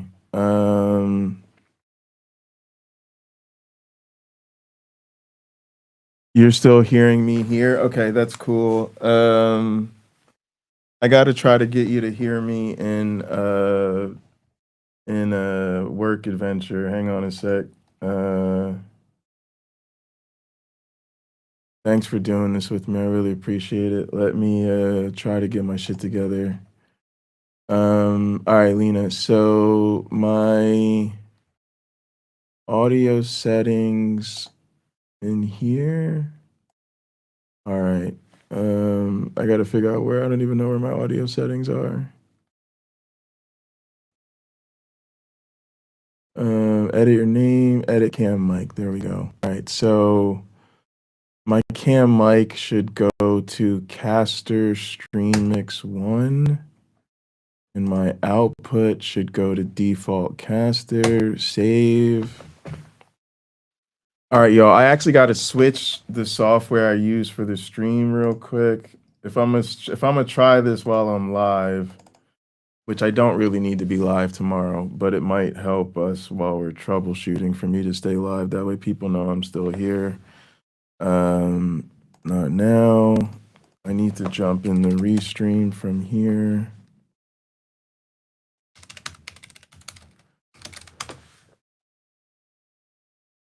Let me give Tile one final save. That way I know I don't mess this up. Save it and actually lock every goddamn thing so I don't move anything. Every group is locked. Everything locked. That's what we want to see. Where we can't disturb anything. All right. All right, we're in Restream. Log in with Google. Use my account. Continue. I should be able to jump into the studio and then jump out. Yeah. Jump in here. Yo, we trying a lot. This is a lot. This is a lot. All right, let me see my settings. It won't even let me see my settings. Let me see. Audio. Wing. That should be good. Enter the studio. All right, that's kind of what we wanted actually, even though it sounded crazy. Boop, boop, boop. All right, so now I'm gonna exit the stream here, close that, leave the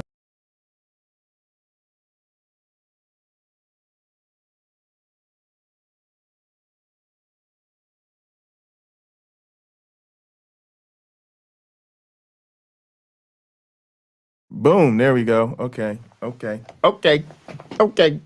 Okay, I'm reloaded. All right, let's see. Next one would be here. Share screen. Allow. I normally tell you to do. Wait, hang on a sec. Unable to share screen. Allow.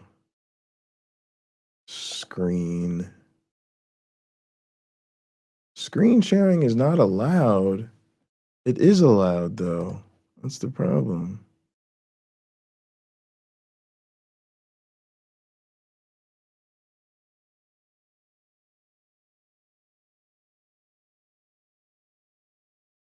Share this screen.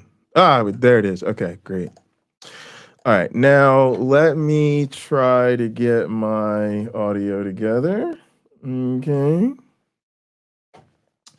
All right. How should I do this now? Lena, can you say something in Work Adventure? Can somebody come say something in Work Adventure? Because Work Adventure should now be coming out Chrome for me, but I'm not hearing anything. Also, maybe I'm muted in here. Nope, I should be good. Master Stream Mix. Oh, I don't have the Stream Mix on. Let me see. Do I? No, I got to do Wing 3-4. Hang on. Okay. Hang on. All right, somebody talk to me. Maybe I had sound and I missed it. Okay, Wing Stereo 7-8. Don't know if that's gonna work. We'll have to see. And then that should go in there. Check. Yep, that's my microphone. I think it's just my microphone. Lena, can you guys hear me can you guys hear me? All right, I see the his thing is bubble is popping up, but I don't hear anything.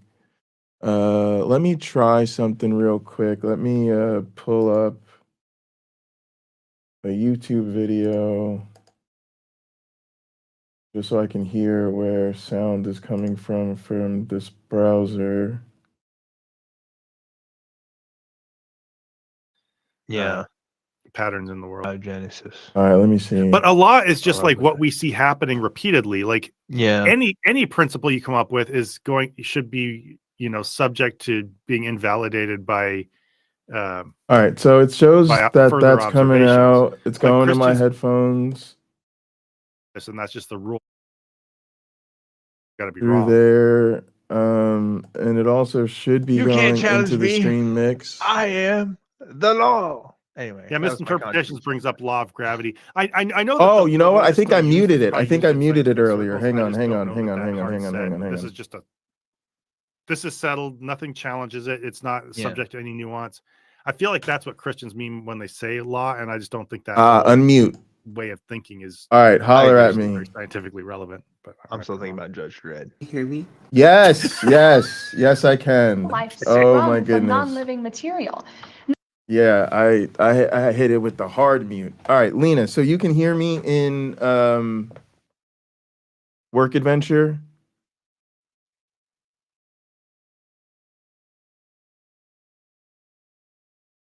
God damn it. Lena, can you hear me?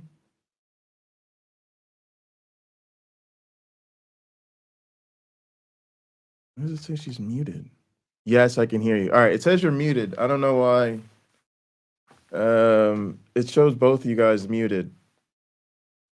Try unmuting. I gotta try to see if I can hear y'all. See, yeah, now I'm not hearing you guys. I was hearing you, now I'm not hearing you. Problems. What would my day be without problems?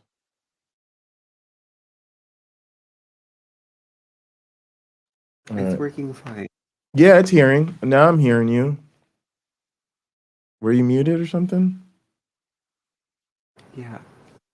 All right. But you can hear me okay?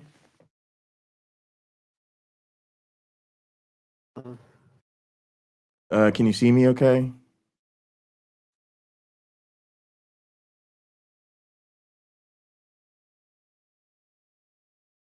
I can't hear you, Lena. Yes, I can see you. I can hear you. It's working. All right, it might be auto muting you. There's a setting if you go to your. It's not. Oh, okay. All right, so all right. Here's what I need to test out, Lena. I need to test out the plan for broadcasting. So we're gonna try to go into this auditorium area here, and then like test out to see if you can hear me from the stage. So follow me, like walk onto the stage with me at first. Come onto the stage with me, guys.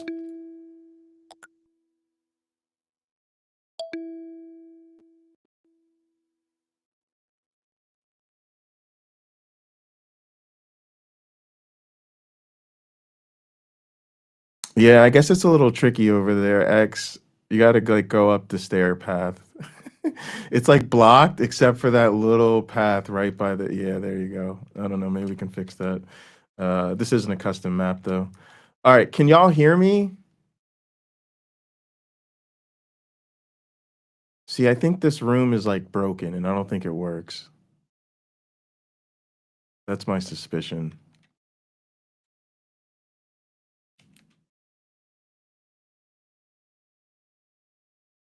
Because I can't hear y'all. All right, maybe I can hear you if I go away. All right, Lena, talk.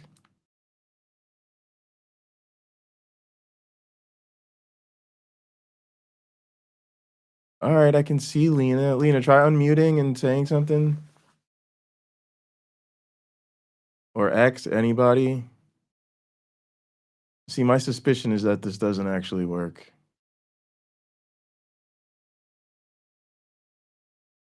I don't know where he went. All right, Lena, come down and talk to me. Lena, come down and talk to me. Can you hear me? I don't think you can hear me. Yeah, see, this is what I don't think is going to work.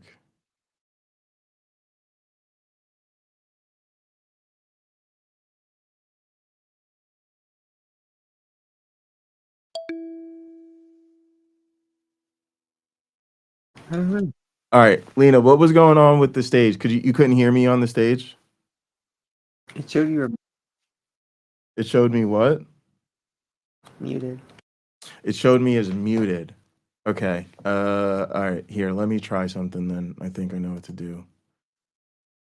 Map editor. Area. What is this? Speaker zone. Get rid of that. Oh, hang on a sec. Maybe undo that.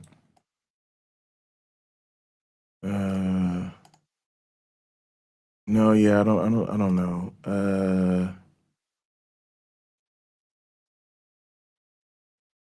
All right, let's. Oh, I see. I don't even have the speaker zone thing anymore. Yeah, I don't think the speaker zone thing. Jitsi room. Yeah, I don't think the speaker zone thing works anymore. All right, so I would get rid of that, and then I would come here, get rid of the attendee zone. Matter of fact, I would just get rid of these zones altogether. Then I would make a new zone thing. There.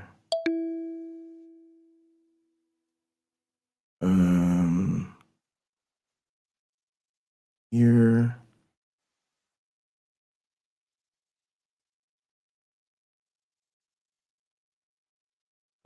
Here, it's got to expand a little bit.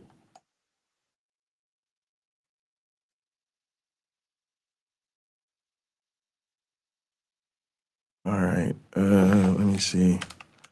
Back out a little bit. All right, here, now I can tailor this. That's the right size. You gotta walk us through what you're doing. All right, I'm trying to turn this into a Jitsi zone because I don't think that the speaker zone feature actually works anymore. So I think you have to turn it into a Jitsi Better zone. anyway. What'd you say? It's better anyways. Yeah, I think so. And then I guess technically it should go up and fill the rafters so that if you're in the, that's sort of was the goal. So is that if you're sitting in the seats, it will work. All right, I need to make that a little taller. First, I just need to make it too tall, and then I can right size it. Boom. All right, now I can turn this into, oh, I thought I could turn this into a Jitsi room.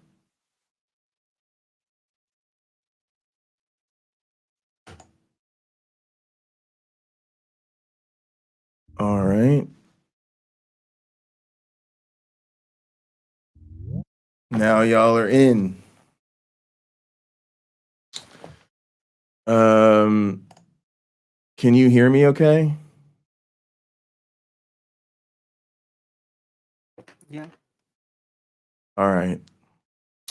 So now let's try, I guess I just got to try the stream. It's a little bit weird because I'm going to be showing Netflix. And so it's gonna get my shit taken down. Let me see. Let me just think of something safe to do. All right. So I'm gonna be using the Brave browser for this. So let me pull up the browser. I think I can just test everything other than the actual Netflix thing, and then we'll run it like that. And then what I'll do is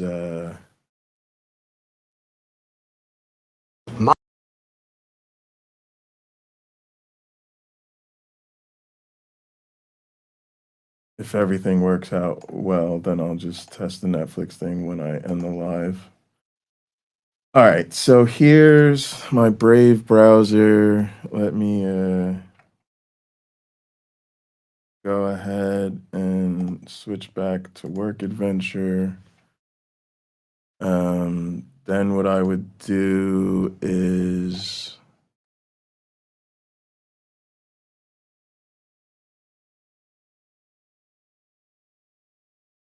I'm not sure what I would do. Like, actually, I'm trying to think. I'm gonna want to watch the movie. No, I'm probably gonna watch my class, so I guess I'll have to watch the movie over here or whatever. That's fine for now.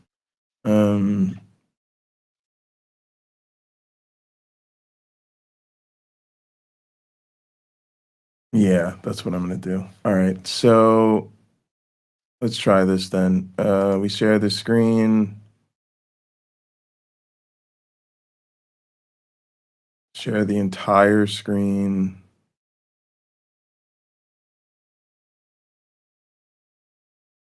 Let's say the window to see if we have a little bit of safety. Let's say share.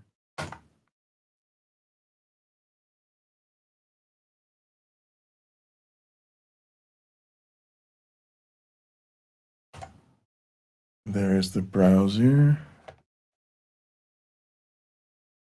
Show me what I'm sharing. I get a way better full screen this way. That's for sure. All right, and then I just got to think about the audio, how I have the audio set up. All right, so I have this coming out of the Brave browser. It needs to go to my headphones so I can hear it. It needs to go to you guys in there.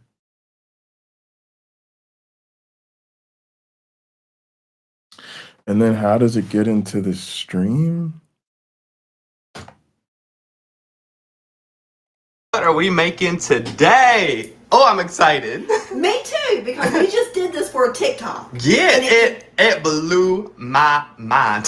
So we thought we'd do it for Recipe Wednesday also. Yeah, we got to show these people this. So it's magic coming trick. out of there. It's going to me. Oh, and it's going to They're you always guys. putting out funky recipes. But it's not going back to them because going back to them. Oh, no, it is going to them. It needs to go to them. It needs to go to you guys and it needs to go to them so that they can hear it through the stream. Okay, so that's Brave goes to me, goes to y'all. And when it goes to me, I forward it along. And it doesn't echo. Okay.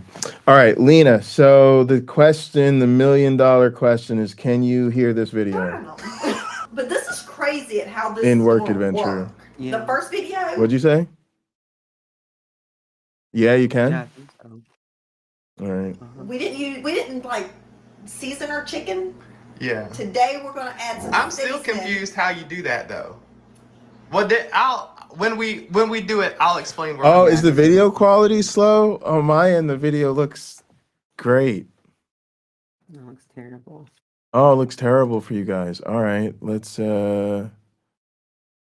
see what we got. I think there's a setting somewhere for that. All right, I gotta do Work Adventure, which is here.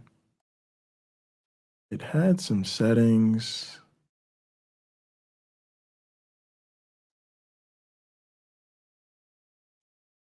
Yeah, that was Video. weird. Virtual back. 2 FPS was not an exaggeration. Wow. Okay.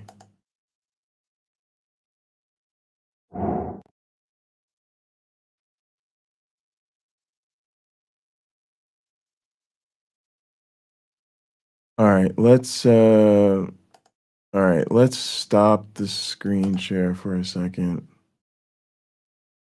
I'll try it again. And maybe we'll try the screen this time. All right, screen one. See, we don't have like a optimized for video like we had with Gather. There is another setting for it, but I'm not sure where it is. Performance settings. There we go. Okay, and there's highest quality versus best performance. And right now mine is maxed at highest quality. So that's probably the problem.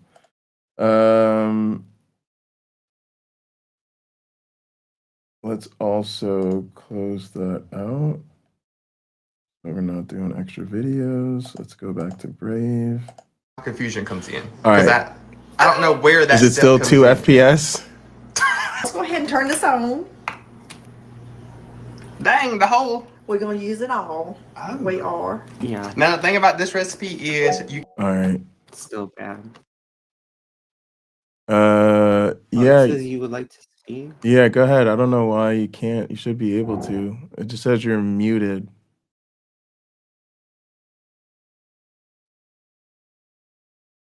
You can ask them to unmute. All right, let's see if these settings make a difference. So let's go to best performance. Actually, let's go to auto. Oh, I think that's audio. Okay.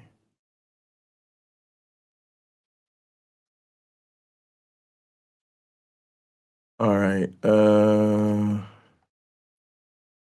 Try it again. You can't reuse the grease. It's a one and done recipe. It is. Because I like to let my grease cool. All right, how's your frame You rate? can use grease 5, 6, 7 times. I will. glad you finally got some bowls. Oh, I know. And these are cute. These are Pioneer Woman, y'all. Oh, are they? I didn't even know that. It came in a pack of like 6 or 7. It was like $35. I'll link them down below, maybe, if I remember. Is it still terrible, Lena? Sorry, play it again. Why does that chicken look different colors? What are you talking about, son? That is 2 different colored chickens. It's But if I turn it over, well, maybe it is. Oh. But not like watchable. Mm-mm. No, it's watchable. All right, I'm gonna have to. I think it's fine. I'm gonna have These to are see just what it different looks like. chickens. That's why. What'd you do? I changed the setting. Put out the big guns today. Garlic powder. Oh, dang. Okay, hold on. We want to try some A little DNA. choppy sometimes. Mama. What? Y'all, when I probably saw to be this on All expected. Recipes, I think it was on their TikTok account. I was just like, there. And I immediately sent it to Mama. I was like, there is no way this is real. And it's real. It is so real. So y'all, we just had to show y'all this. Y'all might have already seen our YouTube short about it, but just in case you ain't, we had to make a whole entire video on it. We were just so blown away. We was, and the fact that this, who found this? Who figured out that this works? So the first thing I'm going to do is test this grease and see if it's hot yet. Okay. It looks hot. Oh, it feels hot. You used to do this when you worked at the restaurant, Do what? the Triangle. Test the flour? Test the grease. Test Make the sure grease? it's hot. No, I didn't cook at the Triangle. I mean, how do y'all test your grease? How do y'all know when it's ready? Is that right there saying? All right, I logged it's not into another account so I Oh, could that watch one's the kinda video. Look, You ready? ready for what? You ready to do the magic trick? The magic. It looks pretty good on my end. It gets different. Okay. Yeah, like every once in a while, it So gives you like a instead of little. breading the chicken and putting it in the grease, we're gonna just put the flour straight over in this. But it's like Straight in the it's grease, watchable, y'all. So y'all just put your flour. and you can hear it. Okay. Uh-huh. All right, y'all. I'm gonna end the YouTube stream, which I should have done ages ago. Thanks so much for tuning in. Yeah, y'all got to see the real. Like, you see, shit gets crazy, and sometimes you fucking can't figure out what you did wrong. But we chased it down. We figured it out. Everything makes sense, and our map is almost ready. Just like a final bunch of details to add, and then it'll be ready to go. So yeah, thank y'all so much for tuning in. Really appreciate it. I know it's been a long stream. Thanks so much to all the mods and everybody that watched. I really appreciate it. But yeah, we're gonna hang out in this work adventure for a little bit, so definitely feel free to grab that link and come hang out. And yeah, we'll see you next time.